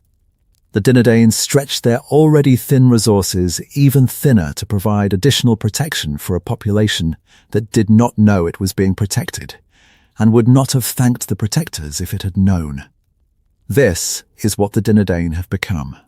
This is what the descendants of kings, the heirs of Menor, the bearers of the Valar's blessing, have been reduced to. Nameless guardians who protect people who despise them, who serve a cause that no one acknowledges, who sacrifice their lives for a world that does not know their names. And the question was, Aragorn the last? Gains a new dimension when we consider the Shire. If the Dúnedain had truly been reduced to one man, if Aragorn had been the literal last Nadan, then the Shire would have been undefended. The hobbits would have faced the orcs and the wolves and the Nazgul without even the thin protection that the Rangers provided. The Shire's survival during the War of the Ring depends on the existence of Rangers other than Aragorn. Rangers who stay behind when Aragorn goes south, who maintain the watch when Aragorn is fighting at Helm's Deep and Minas Tirith, who continue the thankless, invisible work of border defence, while the story focuses on the dramatic events of the south. Part 23. The Dúnedain Women. There is an aspect of the Dúnedain story that Tolkien addresses, but that most fans overlook. An aspect that is crucial to the question of survival. The Dúnedain have women. The Dúnedain have families. The Rangers are not a monastic order of celibate warriors. The Rangers are a community, a small, scattered but functioning community that includes wives, mothers, daughters, children, elders. The Rangers fight. The Rangers also breed. The Rangers raise children. The Rangers pass their heritage from one generation to the next through the ordinary, unglamorous, absolutely essential process of family life. Gilrain, Aragorn's mother, is a Dúnedain woman. Her story is heartbreaking and instructive. Gilrain is the daughter of Dochal and Evorwen, both members of the Dúnedain community. She marries Arathorn II, the Chieftain. She bears Aragorn. When Arathorn is killed, Gilrain takes the child to Rivendell, not because Gilrain is helpless, but because the heir must be protected. Gilrain spends years in Rivendell, raising her son, keeping his identity secret, carrying the burden of knowledge that her child is the hope of the Dúnedain. Gilrain eventually returns to her own people, to the Dúnedain community, and dies there. Her last words to Aragorn are, "I gave hope to the Dúnedain. I have kept no hope for myself." The words are devastating. A mother who named her son Hope, and who dies without hope. A woman who gave everything to the cause of the Dúnedain's survival, and who asks nothing in return. Gilrain's story is not unique. Gilrain's story is the story of every Dúnedain woman. Every mother who raised children in the wild, who kept the community together while the men fought and died, who maintained the domestic infrastructure that kept the Dúnedain functioning as a people rather than collapsing into a collection of isolated warriors. The women are the answer to the survival question. The Dúnedain survive not because the warriors are tough, but because the community is resilient, because the women raise children, because the elders pass on knowledge, because the families maintain the bonds of kinship and culture that make the Dúnedain a people rather than a militia. The warriors protect the borders, the women hold the center, and without the center, the borders are meaningless. Part 24. The Role of Rivendell. Rivendell's role in the Dúnedain's survival cannot be overstated, and it reveals a dimension of the Dúnedain's story that most fans miss. Elrond is not merely an ally of the Dúnedain. Elrond is the Dúnedain's patron, their protector, their educator, their banker, their ally of last resort. Without Rivendell, the Dúnedain would almost certainly have been destroyed. Consider what Rivendell provides. Rivendell provides safety for the heirs, a secure location where the chieftain's sons can grow up without the risk of assassination or capture. Rivendell provides education, a connection to the deep history and accumulated wisdom that the Rangers' wandering life cannot sustain. Rivendell provides storage. The heirlooms of the Dúnedain are kept safe in Rivendell, preserved against loss or destruction. Rivendell provides counsel, Elrond's wisdom, Elrond's foresight, Elrond's understanding of the broader strategic situation, all available to the chieftains whenever they need it. The relationship between the Dúnedain and Rivendell is symbiotic. The Dúnedain protect Rivendell's eastern and northern flanks. Rivendell sustains the Dúnedain's continuity. The alliance is ancient, stretching back to the founding of Rivendell and the establishment of Arnor, and it is deep, based on shared blood and shared purpose. The destruction of Rivendell or the departure of Elrond would have been catastrophic for the Dúnedain. Without Rivendell's sanctuary, the heirs would have been vulnerable. Without Rivendell's education, the heirs would have been ignorant of their heritage. Without Rivendell's counsel, the chieftains would have been operating blind. The Dúnedain's survival is not a solo achievement. The Dúnedain's survival is a collaboration, a partnership between a diminished people and an elven stronghold, each sustaining the other through the long centuries of the Third Age. And this collaboration is ending. After the War of the Ring, Elrond sails west. Rivendell fades. The elven support that sustained the Dúnedain for 1,000 years is withdrawn. The Dúnedain must face the future alone, without the sanctuary, without the education, without the council. The partnership that kept the Dúnedain alive is dissolving at precisely the moment when the Dúnedain are supposed to be entering their restoration. The irony is painful. The Dúnedain get their kingdom back, and they lose their most important ally. The Fourth Age begins with a gain and a loss. The throne restored, but the support withdrawn. The kingdom rebuilt, but the wisdom departed. Part 25. The Reunited Kingdom. Aragorn's coronation is not merely a political event. It is a civilizational restoration, an attempt to undo 1,000 years of decline, to rebuild what was broken, to reunite what was divided. The Reunited Kingdom, the merged realm of Arnor and Gondor, ruled by Aragorn as King Elessar, is the fulfillment of the promise that the chieftains have been carrying for a millennium. The kingdom is restored.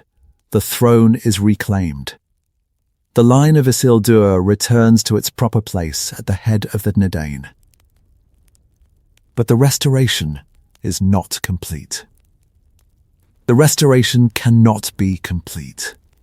1,000 years of decline cannot be undone by a coronation. The cities of Arnor are still ruins. The roads of Arnor are still overgrown. The population of the northern Dúnedain is still tiny, a few hundred people, at most. The kingdom may have been legally restored, but the physical and demographic reality of the north is unchanged. The Shire still sits in the middle of what is technically a Dunedain kingdom, surrounded by empty, depopulated land that the Dúnedain are too few to fill. Aragorn begins the work of rebuilding.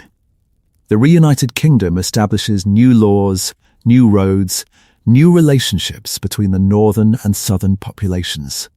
Aragorn prohibits men from entering the Shire, maintaining the protection that the Rangers once provided invisibly, now enforcing it through royal decree. The Shire is protected by law, by the King's word, by the same authority that the Rangers once exercised through vigilance alone. The decree is a beautiful gesture, a recognition that the Hobbit's innocence is worth preserving, that the small, peaceful, unambitious way of life that the Shire represents is a treasure that the kingdom is obligated to protect. The decree also reveals something about Aragorn's understanding of the Dúnedain's purpose. The Dúnedain did not guard the Shire in order to be thanked. The Dúnedain did not guard the Shire in order to be acknowledged. The Dúnedain guarded the Shire because the Shire was worth guarding, because the quiet, ordinary goodness of Hobbit life was the thing that made the Long Watch meaningful. Aragorn's decree enshrines this understanding in law. The Shire is protected not because the Hobbits asked for protection, but because the protection is right. The king does not wait for gratitude. The king protects because protection is the king's purpose. The decree is also a farewell to the old way. The Rangers' invisible protection is replaced by the king's visible authority. The unnamed, thankless guardianship gives way to a named, acknowledged sovereignty. The transition is complete. The hidden kingdom has become a visible one. The Ranger has become the king. The Rangers become something new. The Rangers, who for 1,000 years were the hidden guardians of the North, become the king's men, the core of the Northern Kingdom's security force, the basis of the new administration, the cadre around which the restoration of the North is built. The Rangers' skills, their knowledge of the land, their toughness, their discipline, their ability to operate independently in hostile territory become the foundation of the new kingdom's northern governance. The transformation is significant. The Rangers go from being a hidden resistance movement to being the establishment. The Wanderers become the administrators. The nameless guardians become the named governors. The change is good. It represents the success of the 1,000-year plan, the achievement of the goal that the chieftains have been working towards since Arnor chose the title Chieftain rather than King. But the change also represents a loss, the loss of the Rangers' specific identity, the absorption of the Rangers into a larger structure, the ending of the unique way of life that defined the northern Dúnedain for a millennium. Part 26. Eldarion and the Future. Aragorn is not the last of his line. Aragorn has a son, Eldarion. Eldarion is born to Aragorn and Arwen, the child of the king and the elf maiden, the heir of both Isildur and Elthion, the continuation of the bloodline that has been preserved for 3,000 years. Eldarion will succeed Aragorn as king. The line will continue. Aragorn also has daughters, at least 2 according to Tolkien's notes. The daughters, like the son, carry the blood of the Dúnedain and the blood of the elves. The daughters will marry, presumably into the noble families of Gondor or the new Northern Kingdom, spreading the Dúnedain bloodline through the aristocracy of the Reunited Kingdom. The continuation of the line is important. The question, was Aragorn the last? Is answered, in the most literal sense, by the existence of Eldarion. The line of Isildur does not end with Aragorn. The bloodline continues. The claim persists. The Dúnedain heritage is transmitted to a new generation, a generation that will rule, that will build, that will carry the blood and the purpose of the Dúnedain into the Fourth Age and beyond. But Eldarion is also a symbol of change. Eldarion is the child of a mortal man and a former elf, the product of a union between the Dúnedain and the Eldar that has no precedent in the Third Age. Eldarion carries blood that is unique, a mixture of Dúnedain heritage and elven heritage that may produce gifts and characteristics that neither lineage possesses alone. What happens to Eldarion after Aragorn's death? Tolkien does not tell us. The story ends with the beginning of the Fourth Age, with the departure of the elves, the coronation of the king, the marriage of Aragorn and Arwen. The Fourth Age, and everything that happens in it, is left to the reader's imagination. But the fact that Eldarion exists answers the question. The line is not ended. The Dúnedain are not finished. The blood survives. The purpose persists. The story continues beyond the pages of the book. Part 27. The Dúnedain Beyond Aragorn. Let me now address the question directly and completely, using everything we have discussed. Was Aragorn the last of the Dúnedain? No, Aragorn was the last chieftain of the Dúnedain, the 16th and final leader of the Rangers of the North, the last in the sequence of non-royal leaders who governed the northern Dúnedain after the fall of Arthedain. After Aragorn, there are no more chieftains, because there are kings again. Aragorn was the last of the direct line of Isildur in the male line. At the time of the War of the Ring, Aragorn was the only living male descendant of Isildur in the direct line of primogeniture. If Aragorn had died without an heir, the direct line of Isildur would have ended. But Aragorn was not the last Nadan. The Dúnedain, the people, the civilization, the heritage, continued after Aragorn's death and continues throughout the Fourth Age. The Dunedain of the North, the Rangers and their families, survive the War of the Ring and form the nucleus of the restored Northern Kingdom. The Dunedain of the South, the noble families and the general population of Gondor, continue as the core of the Southern Kingdom. The Dúnedain are not gone. The Dúnedain are changing. The Dúnedain are evolving from what they were, a scattered, endangered, hidden people, into what they will be, the ruling class of the Reunited Kingdom, the builders of a new civilization, the heirs of a heritage that has survived the worst that history could throw at it. The survival is remarkable. The survival is, in its own way, as remarkable as any of the great feats of heroism that the Lord of the Rings chronicles. The Dúnedain survived the fall of Menor. They survived the War of the Last Alliance. They survived the fracturing of Arnor. They survived the Witch King's 700-year campaign of destruction. They survived the Great Plague. They survived the fall of Arthedain. They survived 1,000 years as homeless wanderers. And at the end of it all, after 3,000 years of loss and decline and near extinction, they produced Aragorn. And Aragorn restored the kingdom. The survival is not accidental. The survival is the result of choices. Choices made by the chieftains, by the rangers, by the women, by Elrond, by everyone who participated in the 1,000-year project of keeping the Dúnedain alive. The survival is a testament to stubbornness, to faith, to the belief, sustained across 40 generations, that the kingdom would one day be restored, and that the keeping of the flame was worth the cost. Part 28. The fading. But there is a sadder answer beneath the hopeful one, and the sadder answer is, I think, the one that Tolkien intended. The Dúnedain are not the last. But the Dúnedain are fading. The gifts that defined the Dúnedain, the extended lifespan, the physical stature, the depth of wisdom, the spiritual resilience, have been declining for 3,000 years. Each generation is slightly less than the one before. Each generation carries a slightly weaker echo of the original memory and endowment. The decline is slow enough to be invisible within a single lifetime, but relentless enough to be catastrophic across centuries. Aragorn lives to be 210. His ancestors in the early Third Age lived longer. The kings of Menor lived far longer still.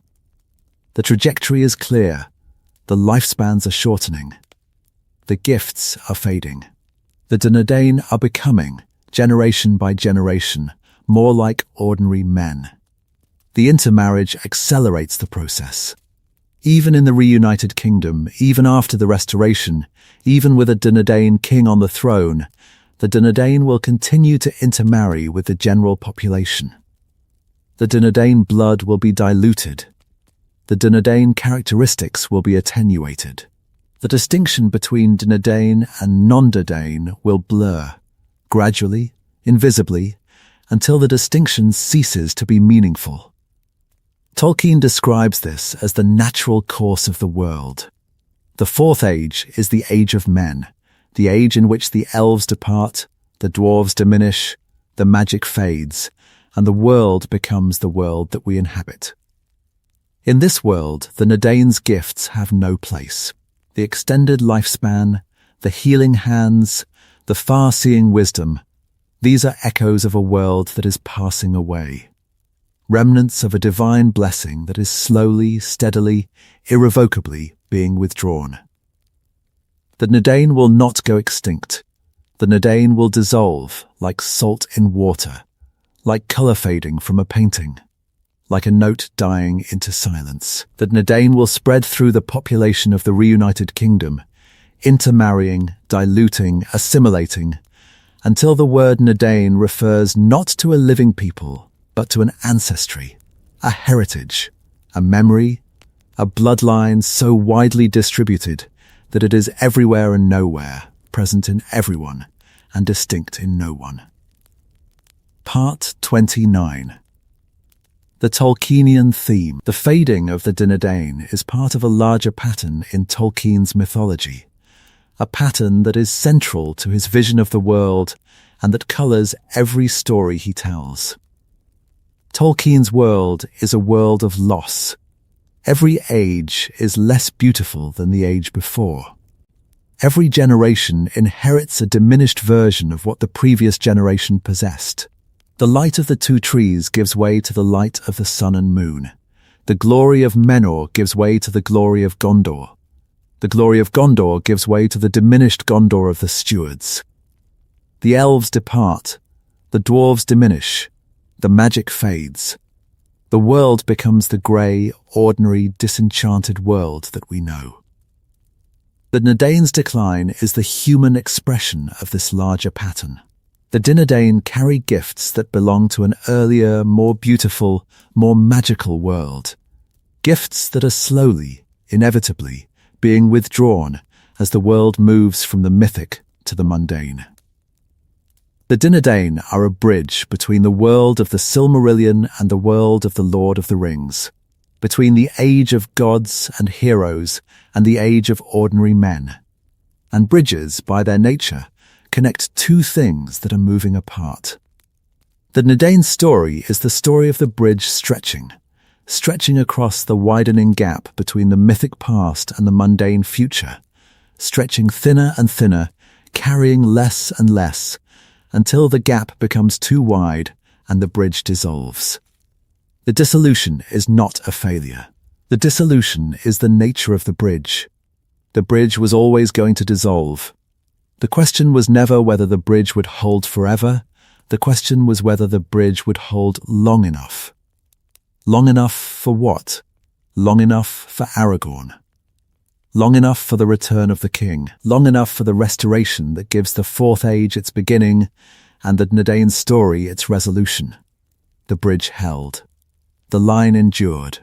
The chieftains passed the flame from hand to hand across 1,000 years, and the flame survived, diminished, flickering, almost extinguished, but alive. Alive long enough to light the king's crown. Alive long enough to reforge the sword. Alive long enough to heal the wounded and restore the kingdom, and marry the elf maiden and begin the line again. Part 30. What the Dúnedain lost. Let me catalogue the losses, because the losses are staggering, and the full scale of them reveals just how close the Dúnedain came to disappearing entirely. The Dúnedain lost their homeland. Númenor, the island kingdom, the gift of the Valar, the greatest achievement of mortal civilization, was drowned beneath the sea. The homeland was destroyed. The history, the architecture, the libraries, the temples, the accumulated culture of 3,000 years, gone, swallowed by the ocean, removed from the world, irrecoverable, the Dúnedain lost their northern kingdom. Arnor, the kingdom of Elendil, the northern seat of Dúnedain power, fractured, declined, and was destroyed by the Witch King over the course of 700 years. The cities were ruined. The population was scattered. The kingdom became a memory, a legal claim, a promise that the chieftains carried in the form of broken swords and ancient rings. The Dúnedain lost their southern king line. Gondor's line of kings ended with Arnor in 2050, not through extinction but through disappearance. The king rode into Minas Morgul and never returned. The throne stood empty for 1,000 years, governed by stewards who ruled in the king's name, but who were not the king. The Dúnedain lost their cities, and Minas, Fornost, Osgiliath, the great capitals of the Dúnedain kingdoms, were abandoned, ruined, depopulated. The cities that the Dúnedain built to rival the elves' achievements became empty shells, haunted, overgrown, inhabited by nothing but memory and the occasional visiting owl. The Dúnedain lost their numbers. From the hundreds of thousands who populated Arnor and Gondor in the early Third Age, the northern Dúnedain were reduced to a few hundred, a population so small that a single bad season could push them below the threshold of viability. The southern Dúnedain remained more numerous, but even in the south, the pure Dúnedain population declined steadily through intermarriage and attrition. The Dúnedain lost their gifts. The lifespans shortened. The stature diminished. The wisdom faded. The spiritual resilience weakened. The Dúnedain of the late Third Age are a diminished version of the Dúnedain of the Second Age, who were a diminished version of the Einmenrians, who were themselves a diminished version of the Edain of the First Age. And yet, the Dúnedain survived. Through all of this, through the drowning and the wars and the plagues and the invasions and the centuries of decline, the Dúnedain survived. The line endured. The blood continued. The purpose persisted. The flame was passed from hand to hand, from generation to generation through 3,000 years of loss, and it was not extinguished. Part 31. The Rangers Code. What kept the Rangers going? What sustained the Dúnedain through 1,000 years of thankless, unrecognized, unrewarded service? The answer, I think, is duty, not ambition, not hope, not glory. Duty, the simple, unglamorous, deeply stubborn commitment to doing what needed to be done, regardless of whether anyone noticed, regardless of whether anyone cared, regardless of whether the doing would ever produce the reward that the doer believed it should. The Rangers Code is never stated explicitly in the text. Tolkien does not give us a Ranger's oath or a Ranger's creed, but the code is visible in the Ranger's behavior. The code says, protect the innocent. The code says, guard the borders. The code says, fight the darkness. The code says, do these things whether or not anyone thanks you, whether or not anyone knows you exist, whether or not the world you are protecting would recognize you as its protector. The code is remarkably similar to the code of the Astari, the wizards, particularly Gandalf, who are sent to Middle-earth with the instruction to guide and advise, not to dominate or control. The Rangers guide and advise through action rather than words, through the quiet, continuous, invisible work of border defense rather than the dramatic interventions that characterize Gandalf's career.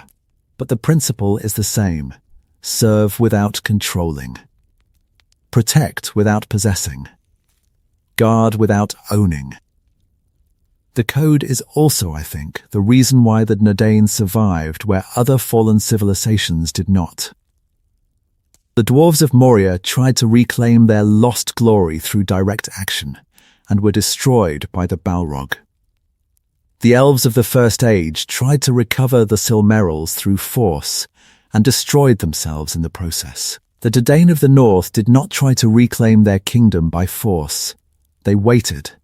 They served. They protected. And they survived long enough for the moment to arrive when the reclamation became possible without the destruction that premature action would have caused. Part 32. The Dúnedain of Dol Amroth. There is a branch of the Dúnedain that fans often forget. A branch that survives in the south, maintaining a high concentration of Menrian heritage, and that provides crucial support during the War of the Ring. The princes of Dol Amroth are Dúnedain.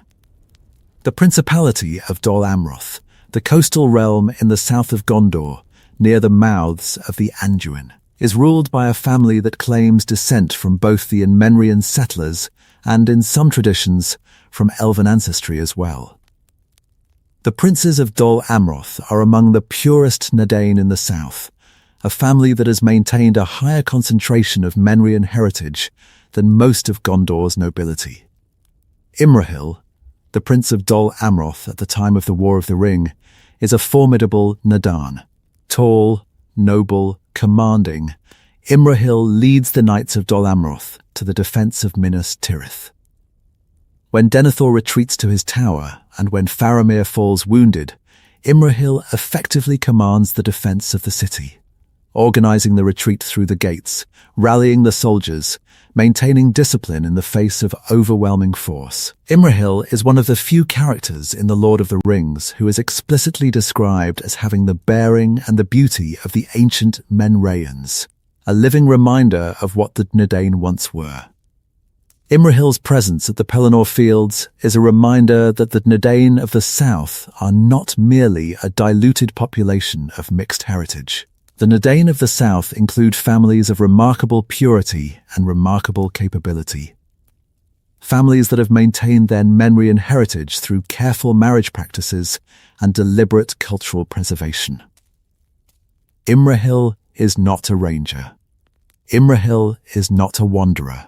Imrahil is a prince, a settled, wealthy, powerful lord who rules a prosperous coastal domain and who brings a force of disciplined, well-equipped knights to the defense of the realm. The contrast between Imrahil and Aragorn is instructive. Aragorn is the northern Dúnedain, the wanderer, the ranger, the hidden heir.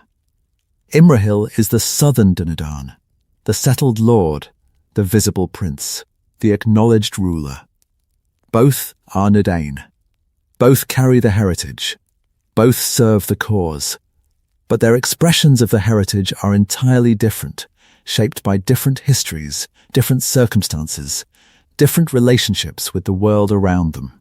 Imrahil's daughter, Lothriel, will marry Omer of Rohan, creating an alliance between the Dúnedain of the south and the Rohirrim that strengthens both peoples. Imrahil's bloodline will spread through the royal house of Rohan, carrying Dúnedain heritage into a people who are not themselves Dúnedain, but who are among the most loyal allies of the Dúnedain kingdoms. The existence of the Dol Amroth branch reminds us that the Dúnedain are not a monolithic group. The Dúnedain are diverse, northern and southern, pure and mixed, royal and noble, and common. The Dúnedain include the Rangers of the Wild North and the Knights of the Coastal South, the wandering chieftains and the settled princes, the hidden guardians and the visible lords. The Dúnedain are a people, not a person. And a people cannot be reduced to a single representative, no matter how heroic that representative may be. Part 33. The Arithmetic of Survival.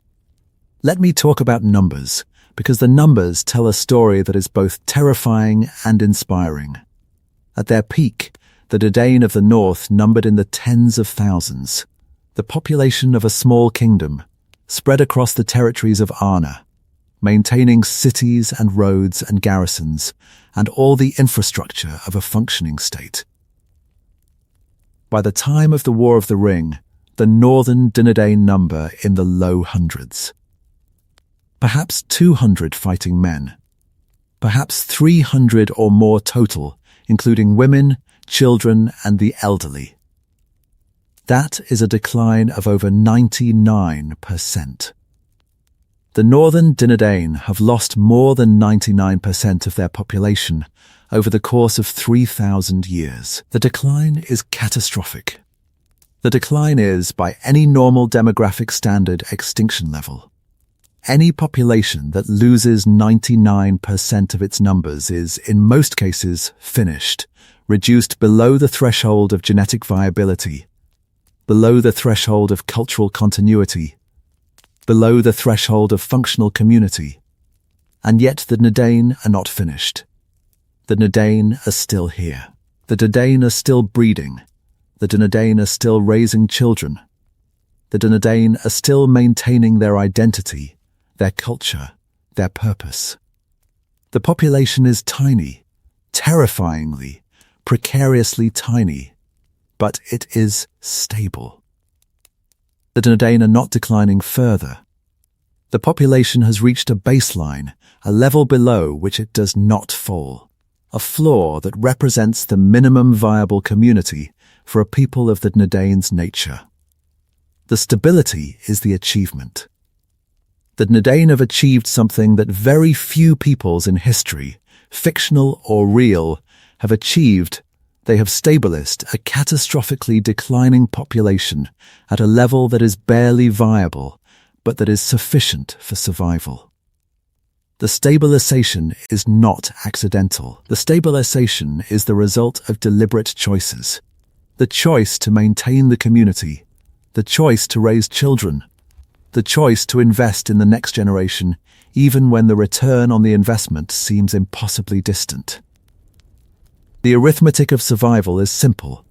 As long as each generation produces at least as many adults as the previous generation, the people survive. The Dúnedain have been meeting this minimum for 1,000 years, producing just enough children, training just enough warriors, maintaining just enough community structure to keep the population stable at its critically low level. Part 34. The Grey Company's Ride. The Grey Company's ride south is worth examining in detail, because it reveals the operational capability of the Dúnedain at the time of the War of the Ring, and because it demonstrates that the Dúnedain are not merely survivors, but fighters. Halbarad receives Aragorn's message, carried, according to the text, by Galadriel's thought through the sons of Elrond. The message is urgent. Aragorn needs the Rangers. The war is coming. The hour of the Dúnedain's test has arrived. Halbarad assembles 30 Rangers. 30, not 100, not 50. 30, the number tells us how thin the Rangers' resources are. 30 is the maximum that can be spared without leaving the north undefended.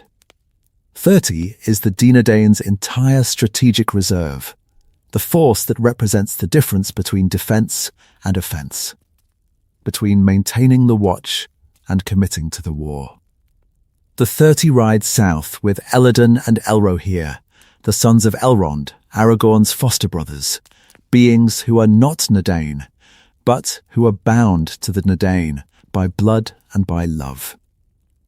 The company rides fast, covering enormous distances in a short time, demonstrating the Rangers' endurance and their familiarity with the roads of Middle-earth. The Grey Company arrives at Aragorn's side after the Battle of Helm's Deep, not for the battle itself, but for the next phase of the war. Aragorn is preparing to take the paths of the dead, the most dangerous road in Middle-earth, the road that no living being has walked in 3,000 years. The Rangers follow Aragorn through the paths of the dead, through the terror of the Oathbreakers Mountain, emerging on the other side to ride to the Corsair fleets at Pelargir.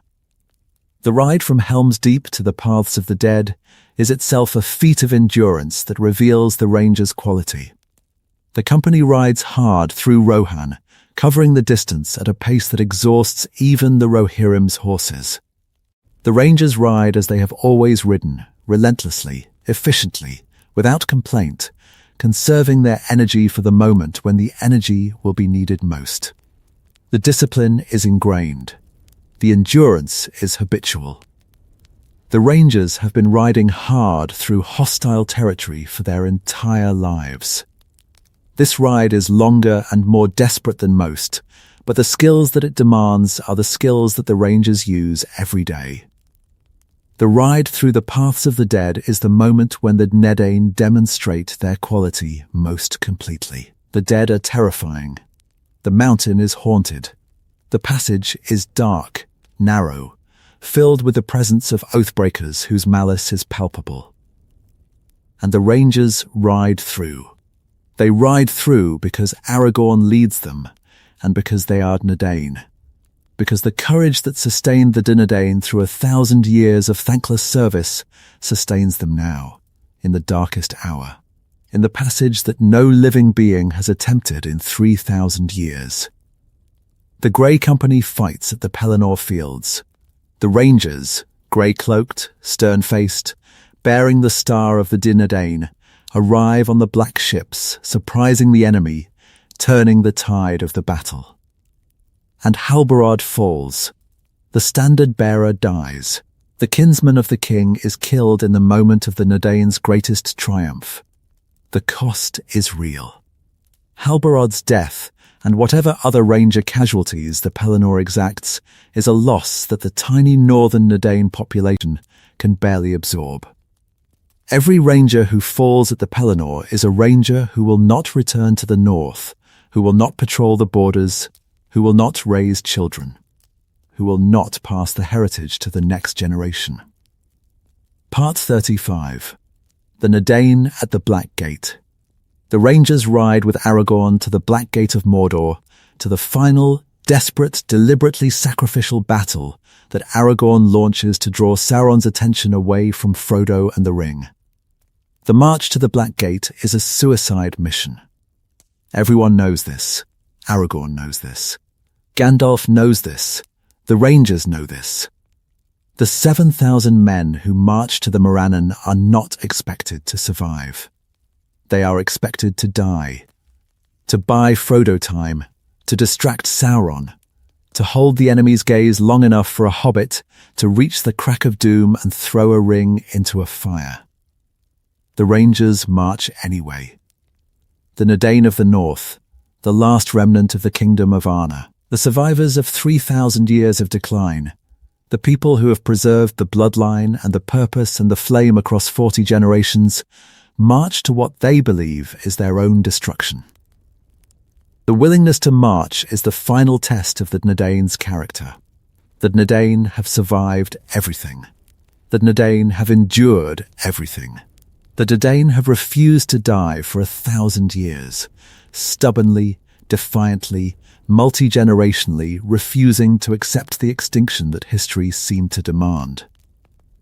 And now, at the moment when survival is finally within reach, at the moment when the kingdom is almost restored, when the hiding is almost over, when the 1,000-year project is on the verge of success, the Dúnedain choose to risk it all. They choose death. They choose the possibility of extinction.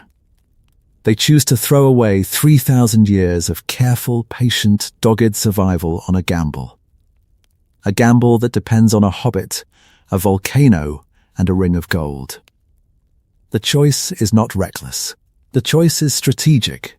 The calculated assessment that the survival of the Dúnedain is meaningless if the world falls, that the preservation of the bloodline is pointless if there is no world in which the bloodline can flourish, that the 1,000-year project of keeping the flame alive is wasted if the darkness extinguishes all flames everywhere.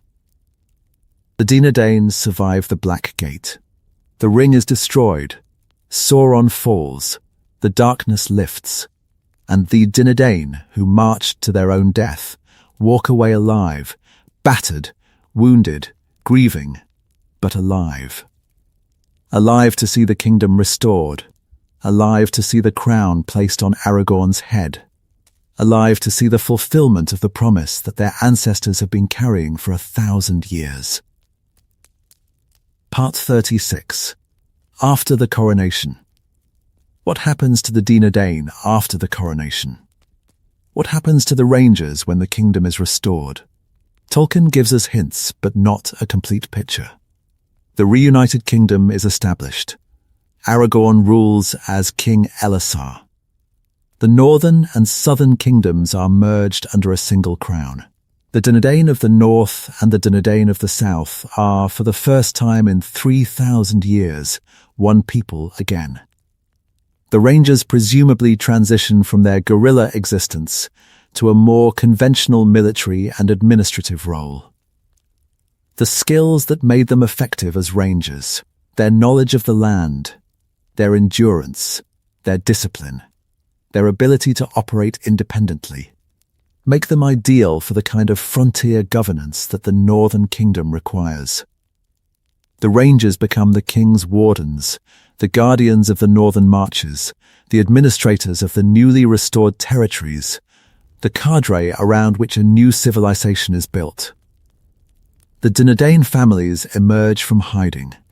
The women, the children, the elderly. The hidden community that supported the Rangers for 1,000 years can now live openly. The settlements that were concealed can now be visible. The culture that was preserved in secret can now be practiced in public. The Dúnedain are no longer a hidden people. They are a visible, acknowledged, honoured people, the king's own kin, the founders of the kingdom, the people whose 1,000-year vigil made the restoration possible. The emergence must be bittersweet. The Dúnedain are finally recognised. But the recognition comes at the cost of the identity that defined them. The Rangers are no longer Rangers. The hidden kingdom is no longer hidden. The unique character of the Northern Dúnedain, the toughness, the self-reliance, the austere devotion to duty that 1,000 years of wandering produced, is no longer necessary.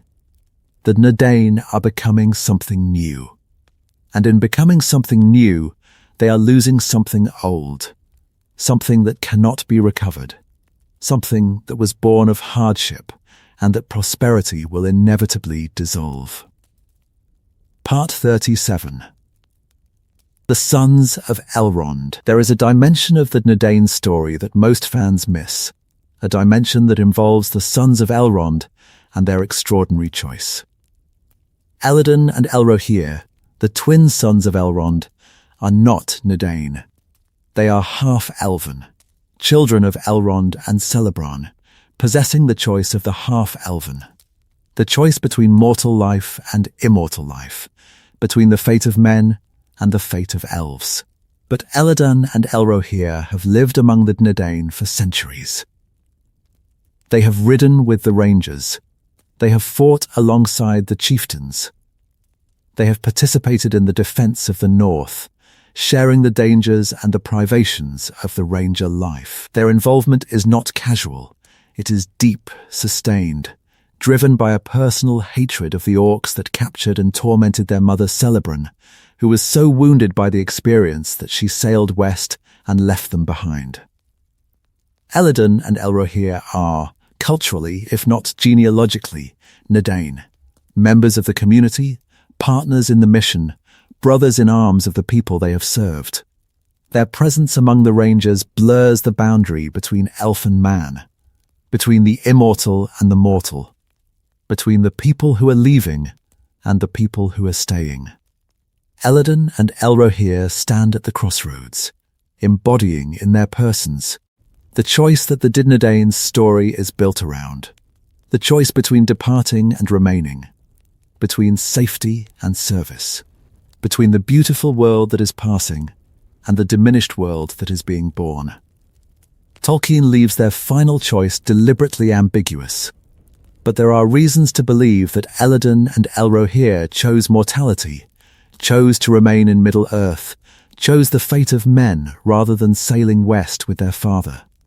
The choice, if made, means that the sons of Elrond become mortal. Become, in a sense, the newest Dúnedain, joining the people they have served for centuries by accepting the mortality that defines the people's existence. The choice is devastating and beautiful. Elladan and Elrohir choose the Dúnedain over the elves. They choose the mortal community over the immortal one. They choose the hard, finite, ultimately ending life of men over the endless, sorrowful, perpetually remembering life of the elves. The choice mirrors Arwen's choice, and Elthian's choice before her. The half-elven who choose mortality choose love. Love of the mortal world, love of the mortal people, love of the finite and the fragile and the passing. If Elladan and Elrohir choose mortality, they add something extraordinary to the Dúnedain gene pool. Elven blood, undiluted, fresh, carrying gifts that the Dúnedain's fading memory and heritage can no longer provide. The sons of Elrond become, in a genetic sense, a renewal, an infusion of the elven heritage that originally produced the Dúnedain's gifts, a reconnection with the source of the blessing that has been fading for 3,000 years. Part 38. The comparison with other peoples. To understand how remarkable the Dúnedain's survival is, compare them to the other peoples who declined during the Third Age. The elves decline, but the elves have an exit strategy. The elves can sail west. The elves can leave Middle-earth and return to the Blessed Realm, where they will live forever in the presence of the Valar. The elves' decline in Middle-earth is not extinction, it is emigration. The elves do not die out. They move. The dwarves decline, but the dwarves' decline is buffered by their longevity, their stubbornness, and their ability to retreat into mountain fortresses that are nearly impossible to assault. The dwarves do not need to defend open borders. The dwarves do not need to protect vulnerable populations. The dwarves dig in, literally, and endure. The Ents decline, and the Ents decline is, in some ways, the most devastating. The Entwives are lost. The Ents cannot reproduce. The Ents are genuinely going extinct, slowly, sadly, one by one, as the ancient tree herders fade into the forest and forget that they were ever anything else. The Dúnedain's decline is different from all of these. The Dúnedain cannot sail west. The Dúnedain cannot retreat into impregnable fortresses. The Dúnedain cannot opt out of the world. The Dúnedain are mortal, vulnerable, exposed, living in a hostile wilderness, defending an ungrateful population, fighting a war that never ends against an enemy that never sleeps. The Dúnedain's survival requires active, continuous, multi-generational effort. Effort that cannot be paused, cannot be delegated, cannot be deferred. The Dúnedain survive through pure, unrelenting determination. The Dúnedain survive because every generation chooses survival, chooses to raise children, chooses to train warriors, chooses to maintain the watch, chooses to pass the heritage forward. The survival is not automatic. The survival is not guaranteed. The survival is earned anew by every generation, earned through the daily, unglamorous, deeply difficult work of keeping a tiny community alive in a hostile world. Part 39. The Dúnedain and the Hobbits. The parallel between the Dúnedain and the Hobbits is one of the most elegant structural elements in The Lord of the Rings, and it illuminates the question of survival in a way that most fans miss. The Dúnedain and the Hobbits are connected. The Dúnedain protect the Hobbits. The Hobbits, unknowingly, sustain the Dúnedain, not materially but spiritually. The hobbits give the Dúnedain something to protect. The hobbits give the Rangers a reason, a concrete, visible, living reason to maintain the watch. The Shire is the Dúnedain's justification. The existence of the Shire, peaceful, innocent, untouched by the darkness that surrounds it, is the proof that the Rangers' work matters. The Shire is the evidence that the Dúnedain's sacrifice produces results, that the thankless, unrecognized vigil is not wasted, that the borders are worth guarding, because the people behind the borders are worth protecting. Without the Shire, the Rangers would be guarding empty land, patrolling borders that enclose nothing, protecting territory that has no value. The Shire gives the Rangers' mission a human face, a community of small, good, ordinary people whose ordinary goodness is exactly the thing that the darkness wants to destroy, and exactly the thing that the Rangers have sworn to preserve. The parallel extends to the quest itself. The hobbits carry the ring to Mount Doom. The Rangers ride to the Black Gate. The two missions are complementary. The hobbits destroy the ring, while the Rangers create the diversion that makes the destruction possible. The smallest people and the most diminished people, working together, achieve the thing that the great powers could not achieve alone. The collaboration is Tolkien's point. The collaboration is the moral of the story. The great are sustained by the small. The powerful are redeemed by the humble. The Dúnedain, who once ruled kingdoms and built cities and sailed the seas of the world, are saved by hobbits, by gardeners and cooks, farmers, whose greatness lies not in their lineage or their power, but in their capacity for goodness. Part 40. The Weight of Names. The Dúnedain's survival is preserved, in part through names, through the careful, deliberate practice of naming each generation's chieftain with a name that connects to the past and points to the future. Every chieftain's name begins with Ar, the Quenya prefix meaning royal or noble. Aranarth, Arahael, Aranuir, Aravir, Aragorn, the names are a thread, a chain that connects each chieftain to the lineage that produced him. A verbal reminder that the bearer of the name is the heir of kings, the descendant of Elendil, the rightful sovereign of the Dúnedain. The naming practice is itself a form of resistance. In a world that has forgotten the Dúnedain, in a world that does not recognize their claim, in a world that treats them as vagabonds and strangers, the names insist on the truth. The names say, we are royal, we are noble, we are the heirs of kings. The world may not recognize us, the world may not honor us, but the names remember what the world has forgotten. Aragorn's name is particularly significant. Aragorn means noble valor or revered king in Sindarin. The name is a prophecy, a declaration of the destiny that the child's parents hope he will fulfill. The name says, this child will be the king. This child will restore the kingdom. This child will be the one for whom the chieftains have been waiting for 1,000 years. The weight of the name is crushing. Every chieftain before Aragorn carried a similar name, a name that declared a destiny, that promised a restoration, that insisted on a future that never arrived. 15 chieftains bore the R prefix before Aragorn. 15 chieftains carried names that promised kingship. 15 chieftains lived and died without the promise being fulfilled. The 16th fulfills it. Aragorn, the child who was named revered king by parents who could not have known whether the name would prove true, becomes the king.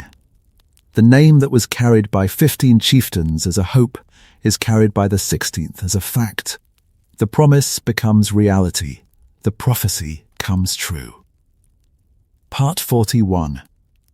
The Dúnedain and Sauron.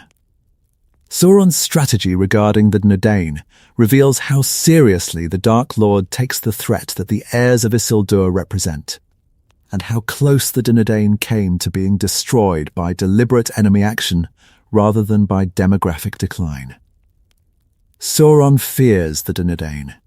Specifically, Sauron fears the heir of Isildur, the one being in Middle-earth who carries the blood and the claim that could unite the free peoples against him. Sauron's strategic calculation is simple. If the heir of Isildur is eliminated, the free peoples lose their symbol, their rallying point, the one figure who can unite the scattered remnants of the Dúnedain civilization into a force capable of challenging Mordor. The Witch King's campaign against the northern kingdoms was Sauron's first attempt to eliminate the threat. The 700-year war against Arnor was not merely a land grab or a strategic maneuver. It was a targeted assassination campaign, a deliberate effort to find and kill the heirs of Isildur, to end the line, to extinguish the flame that the chieftains carried. The campaign partially succeeded. The northern kingdoms were destroyed, the Dúnedain were reduced to a remnant. But the line survived because the chieftains were protected, because the heirs were hidden in Rivendell, because the Dúnedain's network of allies and their own desperate vigilance kept the bloodline alive despite Sauron's best efforts. Aragorn's father, Arathorn II, was killed by orcs, and the orcs' attack may not have been random. Sauron's forces actively hunted the chieftains. The orcs who killed Arathorn may have been specifically targeting the chieftain of the Dúnedain, may have been acting on intelligence, on orders, on the standing instruction to find and kill the heir of Isildur whenever the opportunity arose. The hunting of the chieftains adds another dimension to the Dúnedain's survival story. The Dúnedain were not merely declining through natural attrition. The Dúnedain were being hunted, actively, deliberately, systematically targeted by Sauron's forces. The chieftains were marked men. The heirs were known targets. The practice of sending the heirs to Rivendell was not merely educational. It was protective. Rivendell was a sanctuary because the wild was a hunting ground. The fear is mutual. Sauron fears the Dúnedain because the Dúnedain carry the bloodline that represents his greatest threat. The Dúnedain fear Sauron because Sauron's forces are the primary cause of their decline, the agent of destruction that has been systematically reducing the Dúnedain population for 3,000 years. The conflict between Sauron and the Dúnedain is personal, ancient, and existential. A war of extermination on one side and a war of survival on the other. Sauron's search for the ring during the late Third Age is partly a search for Isildur's heir. The ring and the heir are connected. The ring was taken by Isildur. The heir is the last descendant of Isildur, and Sauron's intelligence operations seek both with equal urgency. The interrogation of Gollum, who reveals the names Shur and Baggins, is partly an attempt to trace the ring and partly an attempt to locate the heir. The two objectives overlap. The two threats converge. Sauron is hunting the ring and the king simultaneously, and the hunt drives much of the strategic action in the War of the Ring. Part 42. The Healing of the Kingdom. Aragorn's reign is the answer to 3,000 years of decline, and the nature of the answer reveals what the Dúnedain's survival was always about. Aragorn heals. This is the defining characteristic of his kingship. Not military victory, not political authority, not the accumulation of power, but healing. The hands of the king are the hands of a healer. The king's purpose is not to dominate, but to restore, to mend what was broken, to cure what was wounded, to rebuild what was destroyed. The healing is literal. Aragorn heals Faramir, Owen Merry with the Athelas plant and the king's touch. But the healing is also metaphorical. Aragorn heals the kingdom, reunites north and south, restores the throne, rebuilds the institutions that the long decline has eroded. Aragorn heals the relationship between the Dúnedain and the other peoples of Middle-earth. establishes peace with the Haradrim and the Easterlings, builds alliances with Rohan and Dale and the Woodland Realm, creates a network of relationships that strengthens the Dúnedain's position and ensures their survival. The healing extends to the land. Aragorn plants a white tree, a seedling found on the slopes of Minder Luin by Gandalf, the last descendant of Nimloth, the white tree that once grew in the courts of the kings of Menor. The planting is a restoration, a reconnection with the past, a symbol of renewal, a declaration that the long decline is over and that growth is beginning again. The white tree's lineage is itself a parallel to the Dúnedain's lineage. Nimloth was a seedling of Galathilion, which was an image of Telperion, the elder of the two trees of Valinor. The white tree carries in its sap a connection to the earliest light of the world, the light that preceded the sun and the moon, the light of the blessed realm, the light that Morgoth destroyed and that was preserved, in diminished form, in the Silmarils and in the memory of the elves. The white tree is a living remnant of a lost age, exactly as the Dúnedain are a living remnant of a lost age. The finding of the seedling on Minder Luin is a moment of grace, a moment when the world provides what the effort alone could not produce. Aragorn does not find the seedling through his own search.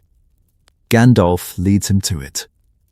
The seedling is a gift, discovered, not earned, provided by something larger than Aragorn's will or Aragorn's wisdom. The gift reminds us that the Dúnedain's survival, however much it depended on their own effort, also depended on forces beyond their control, on providence, on grace, on the hidden hand that guides the history of the world toward purposes that the participants cannot fully see.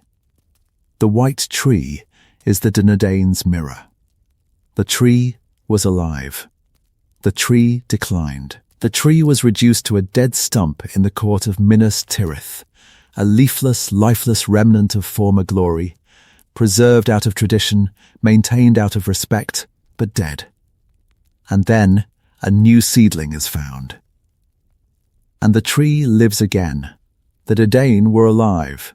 The Dúnedain declined. The Dúnedain were reduced to a wandering remnant, a threadbare vestige of former glory, preserved through stubbornness, maintained through duty, but barely alive. And then the kingdom is restored, and the Dúnedain live again. Part 43. What the Dúnedain represent. The Dúnedain represents something in Tolkien's mythology that transcends their historical role, something that connects to Tolkien's deepest beliefs about the nature of faithfulness and the structure of hope. The Dúnedain represent the principle that faithfulness endures. The Dúnedain were given a task, a duty, a calling, a purpose that was not of their own choosing, but that was bestowed on them by the divine order. The task was to guard the free peoples. The task was to preserve the heritage of Menor. The task was to maintain the watch against the darkness. The Dúnedain fulfilled this task for 3,000 years. Not because the task was easy, not because the task was rewarded, not because the task produced visible results or immediate gratification. The Dúnedain fulfilled the task because the task was right, because the duty was real, because the calling was genuine, because the purpose was worth pursuing even when the pursuit seemed hopeless. The faithfulness of the Dúnedain is Tolkien's answer to the problem of despair. Despair, the belief that the effort is wasted, that the cause is lost, that the darkness will win regardless of what the good do, is, in Tolkien's theology, the ultimate sin. Despair is the surrender of hope. Despair is the abandonment of duty. Despair is the decision to stop fighting, stop serving, stop trying, because the outcome seems predetermined. The Dúnedain never despair. 15 chieftains carry the name of kings and die without becoming kings. 15 generations inherit the promise and pass it on unfulfilled. 15 lifetimes of service produce no visible progress toward the goal, and the 16th Chieftain inherits the promise and fulfills it. The fulfillment is not the point. The faithfulness is the point. The fulfillment is the reward. The faithfulness is the virtue. The Dúnedain are heroic not because they succeeded, but because they persisted, because they maintained the watch, kept the flame, carried the hope across 1,000 years of darkness, and never, not once, in 15 generations of unrewarded service, abandoned the duty that defined them. Part 44. The Rangers and the Fellowship. Aragorn's role in the Fellowship of the Ring is, I think, the moment when the Dúnedain's story becomes the story of every reader. The moment when the abstract concept of the Dúnedain becomes a living, breathing character that we care about. Aragorn joins the Fellowship as Strider, the mysterious ranger of the north, the rough, travel-worn, weather-beaten figure who appears in the prancing pony at Bree, and whose appearance frightens the hobbits. The first impression is deliberately misleading. The hobbits see a vagabond. The reader sees a vagrant. The surface says, danger, suspicion, threat, but beneath the surface is the heir of kings. Beneath the travel-worn cloak is the blood of Menor. Beneath the rough exterior is the man who will heal the kingdom. The gap between the appearance and the reality is the gap between what the Dúnedain seem to be and what the Dúnedain actually are. The gap between the vagabond and the king, between the ranger and the ruler, between the hiding and the truth. The hobbits learn to trust Aragorn. The learning is slow, earned through action, through protection, through the quiet, persistent demonstration of competence and integrity that gradually reveals the king beneath the ranger. By the time the Fellowship reaches Rivendell, the hobbits know Aragorn. By the time the Fellowship leaves Rivendell, the hobbits trust Aragorn. By the time the Fellowship breaks, the hobbits love Aragorn. The hobbits' journey with Aragorn mirrors the larger story of the Dúnedain. The Dúnedain are misjudged. The Dúnedain are underestimated. The Dúnedain are dismissed by the very people they protect. But the truth reveals itself, slowly, patiently, through persistent demonstration. And when the truth is revealed, the judgment changes. The vagabond becomes the king. The ranger becomes the ruler. The despised becomes the honored. Aragorn is the vehicle through which Tolkien teaches the reader to see the Dúnedain clearly. By the time The Lord of the Rings ends, the reader understands what the hobbits of the Shire never understood: the rangers were always kings. The vagabonds were always guardians. The rough, suspicious strangers were always the noblest people in Middle-earth, hiding their nobility not out of shame, but out of service. Part 45. The Dúnedain's choice. The Dúnedain face a choice at the end of the Third Age, a choice that determines their future and that answers our question in its deepest sense.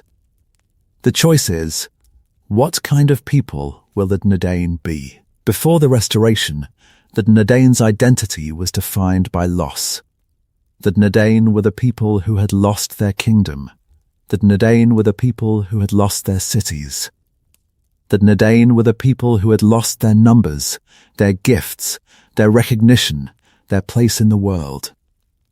The Dúnedain's identity was built on absence, on the memory of what they once were, and the hope of what they might become again. After the Restoration, the identity of absence no longer applies. The kingdom is restored. The cities will be rebuilt. The recognition has been earned. The Dúnedain are no longer the people who lost everything. The Dúnedain are the people who got everything back. The change is disorienting. The Dúnedain have been defined by their loss for 1,000 years. The loss has shaped their culture, their values, their way of life. The Rangers' Code, the austere, self-denying, duty-centered ethos of the Wandering Guardians, was born of loss. The Ranger's identity was forged in the wilderness. Remove the wilderness, and the identity must change. The Dúnedain must choose a new identity. They must decide who they will be in the new world. The world of the Reunited Kingdom. The world of the Fourth Age. The world in which the hiding is over, and the watching has been replaced by ruling. The Dúnedain must transition from a culture of survival to a culture of governance. From a culture of endurance to a culture of flourishing. From a culture that defines itself by what it has lost to a culture that defines itself by what it is building. The transition is the Dúnedain's final challenge. And the challenge is harder than it sounds, because letting go of an identity is harder than holding on to one, and the Dúnedain have been holding on for 1,000 years. Part 46. The End of the Rangers. The Rangers end. Not in death, in transformation. The Rangers become the king's men. The wandering guardians become the settled governors. The anonymous protectors become the known administrators of the Reunited Kingdom. The ending is a victory. The ending is the fulfillment of the 1,000-year project, the achievement of the goal that Arnor set when he chose Chieftain over King. The Rangers end because the Rangers succeeded. The hiding ends because the hiding worked. The watch ends because the watch achieved its purpose. But the ending is also a loss. The Rangers were unique. The Rangers were a way of life, a culture, a set of values, a mode of being that had no parallel anywhere else in Middle-earth. The Rangers were the embodiment of selfless service, the purest expression of the Dúnedain's calling, the most concentrated distillation of the duty that defined the Dúnedain's existence. The Rangers cannot survive the restoration. The Rangers exist because the kingdom does not. When the kingdom returns, the Rangers must transform, must evolve, must become something new. The transformation is necessary. The transformation is good. But the transformation is also the end of something. The end of a way of life, the end of a tradition, the end of a culture that was beautiful in its austerity and noble in its anonymity. The ending of the Rangers is the saddest victory in The Lord of the Rings. The Rangers win, and by winning, the Rangers cease to exist. The Dúnedain achieve their goal, and the achievement makes the Dúnedain as the world knew them obsolete. The flame that was carried across 1,000 years is finally set down, not extinguished but set down, placed on a shelf, no longer needed, because the darkness that made it necessary has been dispelled. Part 47. The answer reconsidered. Let me return to the question one final time, now that we have explored every dimension of the answer. Was Aragorn the last of the Dúnedain? In the narrow sense, the sense of the direct male line of Isildur, Aragorn was, at the time of the War of the Ring, the last surviving heir. If Aragorn had died at Helm's Deep, or at the Pelennor Fields, or at the Black Gate, the direct line of Isildur would have ended. The claim to the throne would have been extinguished. The 1,000-year chain of chieftains would have been broken. In the broader sense, the sense of the Dúnedain as a people, Aragorn was not the last. The Rangers survived. The Grey Company survived. The Dúnedain families of the north survived. The Dúnedain of Gondor survived. The princes of Dol Amroth survived. The Dúnedain, as a people, were diminished but alive, reduced but not extinct, endangered but not terminated. In the deepest sense, the sense of the Dúnedain's gifts and the Dúnedain's identity, Aragorn was perhaps the last of a kind. The last Dúnedain who lived the full measure of the Inmemorian lifespan. The last Dúnedain who possessed the healing hands in their fullest expression. The last Dúnedain who embodied, in a single person, the complete heritage of Menor. The physical gifts, the spiritual depth, the capacity for wisdom and healing and far-seeing leadership that defined the Dúnedain at their best. After Aragorn, the gifts will fade. After Aragorn, the lifespans will shorten. After Aragorn, the Dúnedain will become less distinguishable from the ordinary men around them. Aragorn is the last full expression of the Dúnedain heritage, the last time the Valar's blessing manifests in its complete form, the last time the gifts of Menna shine with their original brightness. Part 48. The Legacy of Faithfulness. The Dúnedain story is, at its deepest level, a story about faithfulness, and the question was Aragorn the last? Is really a question about whether faithfulness can survive the passage of time. The Dúnedain were faithful. For 3,000 years, through the drowning of Menor, through the wars of the Second Age, through the fracturing of Arnor, through the Witch King's campaign, through the plague, through the fall of the kingdoms, through 1,000 years of wandering, the Dúnedain remained faithful to their calling. They guarded the free peoples. They preserved the bloodline. They maintained the watch. They carried the hope. The faithfulness was not passive. The faithfulness was active, requiring daily choices, daily sacrifices, daily acts of service that were never recognized, never rewarded, never acknowledged by the world that benefited from them. The faithfulness was costly, demanding lives, demanding comfort, demanding the ordinary human pleasures that the Dúnedain sacrificed in order to maintain the watch. The faithfulness was rewarded. Not immediately, not in the lifetime of any single chieftain, not within the horizon of any single generation, but eventually, after 1,000 years. The kingdom was restored. The king returned. The flame that had been carried so carefully, so painstakingly, so stubbornly across 40 generations, was finally set in its proper place. On the throne, in the crown, at the center of the kingdom that it had always been meant to illuminate. The reward does not justify the faithfulness. The faithfulness justifies itself. The Dúnedain were faithful not because they knew the reward was coming, not because they could see the restoration on the horizon, not because they had a guarantee that the 1,000-year project would eventually succeed. The Dúnedain were faithful because faithfulness was right, because the duty was real, because the calling was genuine, because the purpose was worth pursuing even when the pursuit seemed futile. This is Tolkien's deepest message about the Dúnedain. The Dúnedain are heroic not because they succeeded, but because they persisted.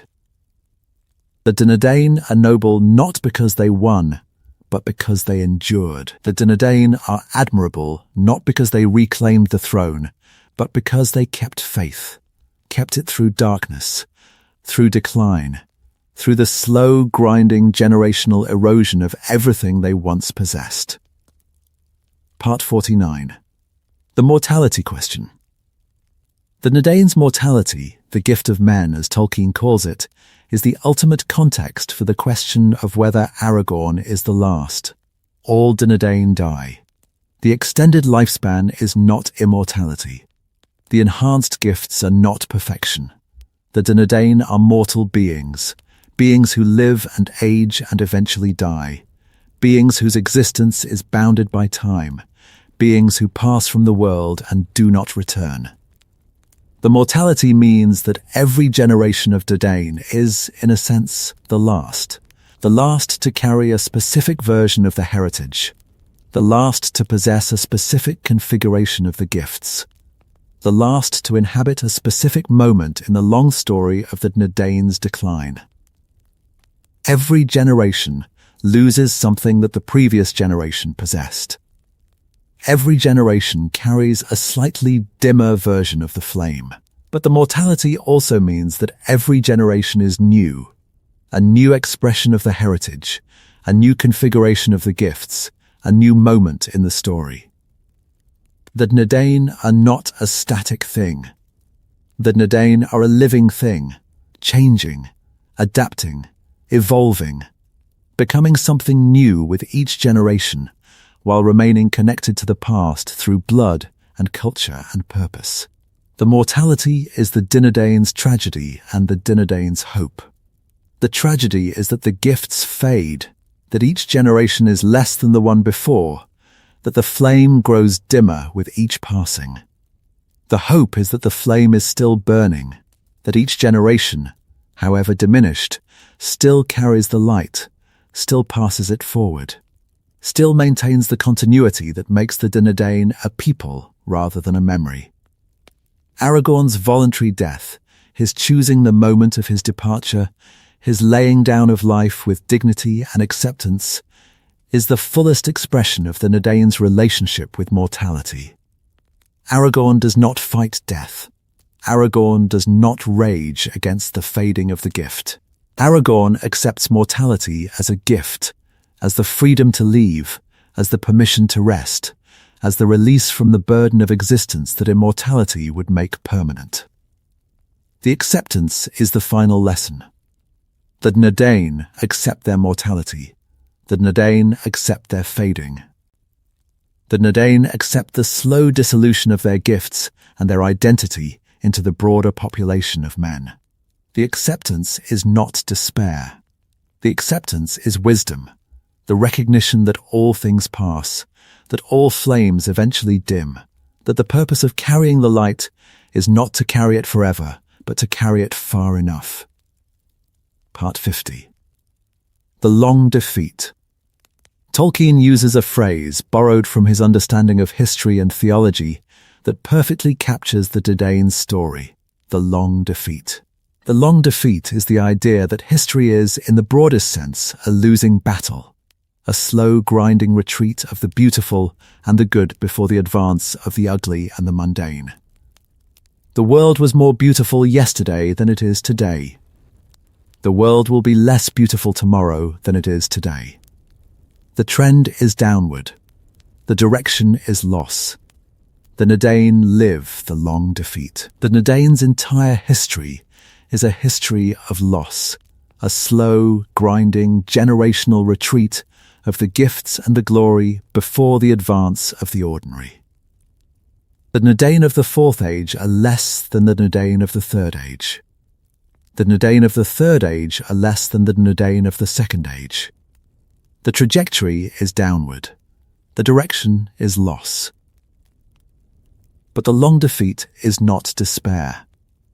The long defeat is not the belief that the loss means the effort is wasted. The long defeat is the recognition that the effort matters despite the loss, that fighting the losing battle is worthwhile, that carrying the flame into the darkness is noble even when the darkness eventually wins, that the act of preservation is its own reward even when preservation is. In the end, temporary, the Dúnedain fight the long defeat for 3,000 years. The Dúnedain carry the flame through 3 millennia of darkening, knowing, at some level with some part of their collective consciousness, that the flame will eventually go out. The Dúnedain are not fighting to prevent the loss. The Dúnedain are fighting to delay it, to push the loss forward, to buy time, to maintain the light long enough for it to accomplish its purpose before the darkness claims it. And the flame does accomplish its purpose. The flame survives long enough to produce Aragorn. The light endures long enough to restore the kingdom. The fighting of the long defeat is validated, not by preventing the defeat, but by achieving the victory that the defeat was being fought to make possible. Part 51. The Dúnedain in the Fourth Age. The Fourth Age is the Dúnedain's inheritance, and the Fourth Age is also the Dúnedain's twilight. The Reunited Kingdom flourishes under Aragorn. The North is rebuilt. The South is strengthened. The free peoples live in peace.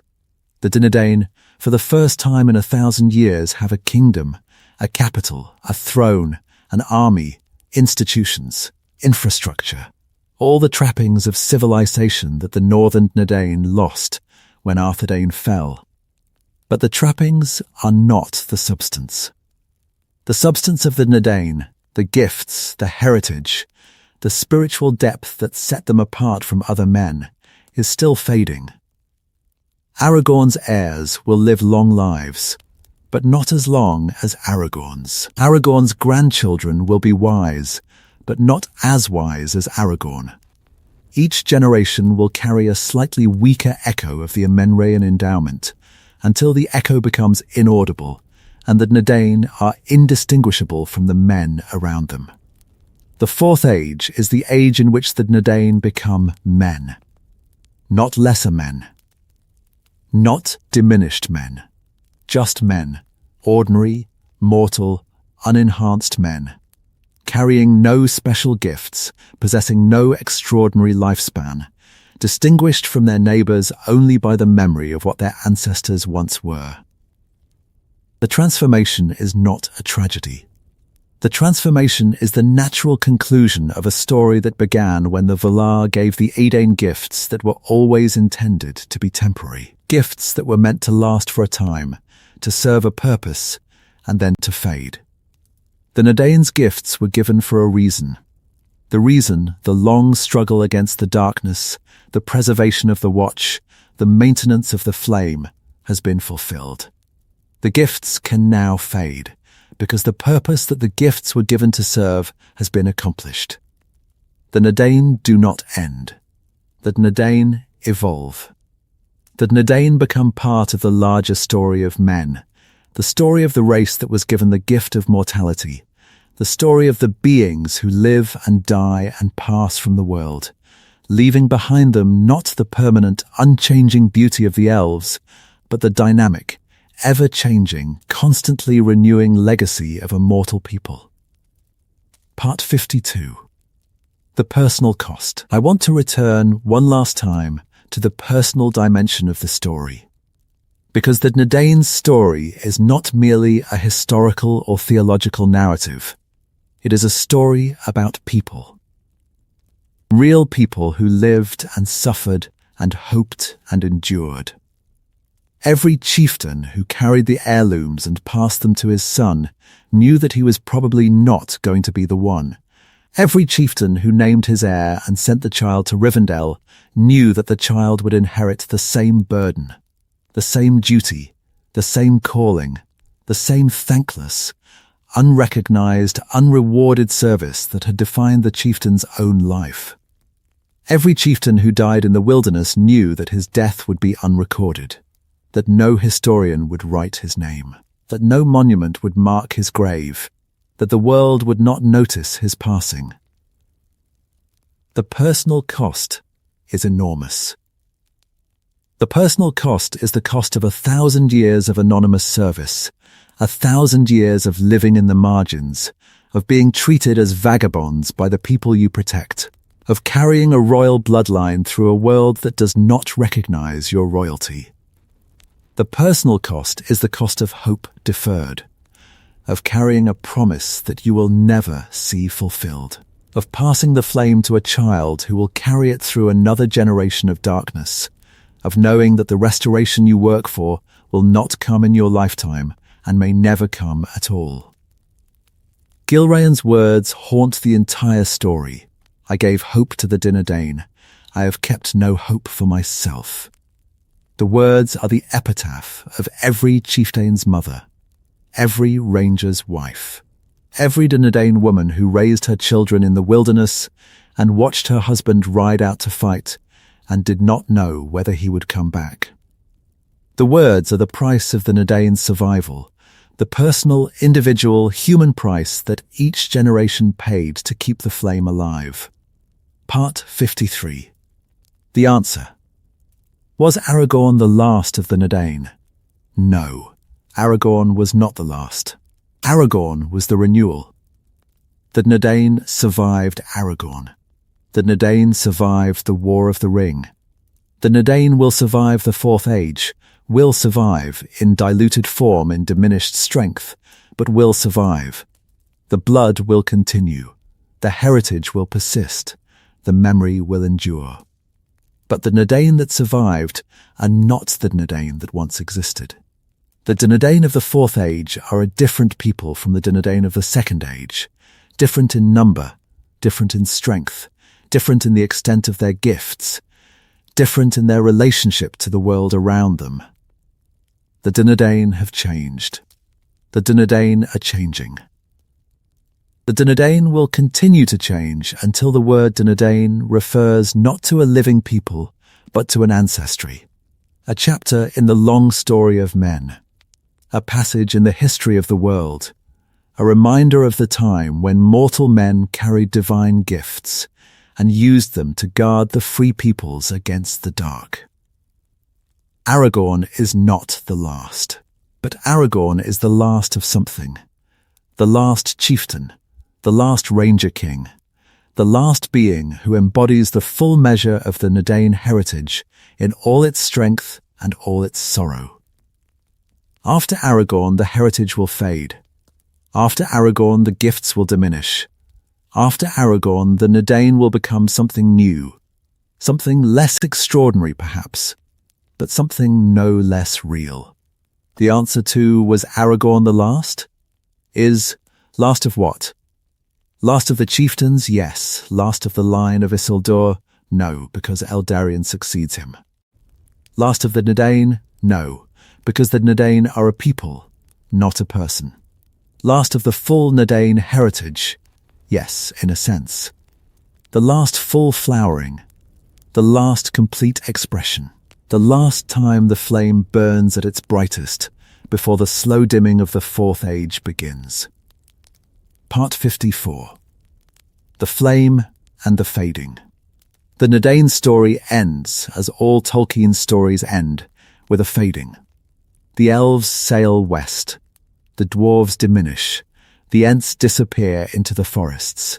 The hobbits retreat into their shire and are forgotten by the wider world. And the Dúnedain, the men of the west, the heirs of Menor, the bearers of the Valar's blessing, fade into the general population of men, their gifts dissolving, their heritage diluting, their distinctiveness slowly, gently, peacefully becoming ordinary. The fading is not a defeat. The fading is a completion. The Dúnedain fulfilled their purpose. The Dúnedain carried the flame through the darkness. The Dúnedain kept the watch. The Dúnedain preserved the bloodline. The Dúnedain did everything they were asked to do, everything that the Valar's blessing demanded, everything that the covenant with the West required. And now, with the task complete, the Dúnedain can rest. The rest is the gift of men. The rest is the freedom to stop, to lay down the burden, to set down the flame, to accept the mortality that was always theirs, and to pass from the circles of the world into whatever lies beyond. The Dúnedain do not cling. The Dúnedain do not rage. The Dúnedain accept the ending with the same quiet dignity with which they accepted the beginning, with the same steady, unsentimental, deeply rooted courage that sustained them through 3,000 years of service. The Dúnedain are not the last. The Dúnedain are the bridge between the mythic past and the mundane future, between the age of heroes and the age of men, between the world where gods walked the earth and the world where the earth walks alone. The bridge was built by the faithful who sailed from Menor. The bridge was maintained by the Rangers who guarded the north. The bridge was renewed by Aragorn, who restored the kingdom and married the elf maiden and began the final chapter of the Dúnedain's long, extraordinary, heartbreaking story. The flame dims. The heritage fades. The Dúnedain dissolve into the larger story of men. But the story does not end. The story continues, carried forward by the descendants of the Dúnedain, by the children and grandchildren and great-grandchildren of the men of the West, who carry in their blood the last, faint, barely perceptible echo of the gifts that the Valar once gave to the Edain on an island that sank beneath the sea. The echo is enough. The echo is the answer. The Dúnedain are not the last. The Dúnedain are the first. The first chapter of a story that continues beyond the pages of the book, beyond the borders of the map, beyond the end of the age and into the world that we, the readers, inhabit, somewhere in the blood of men. If Tolkien's mythology is to be believed, the echo of the Dúnedain persists, faint, almost inaudible, but present. Present in every act of selfless service, present in every thankless vigil, present in every quiet, unrewarded choice to do the right thing when no one is watching. Thank you for spending this evening with me. The story of the Dúnedain is not the story of one man. It is the story of a people who lost everything and kept going, who carried the flame through the darkness and set it down only when the darkness was dispelled. The story of the Dúnedain is the story of faithfulness, and faithfulness, in the end, is the answer to every question. Until next time.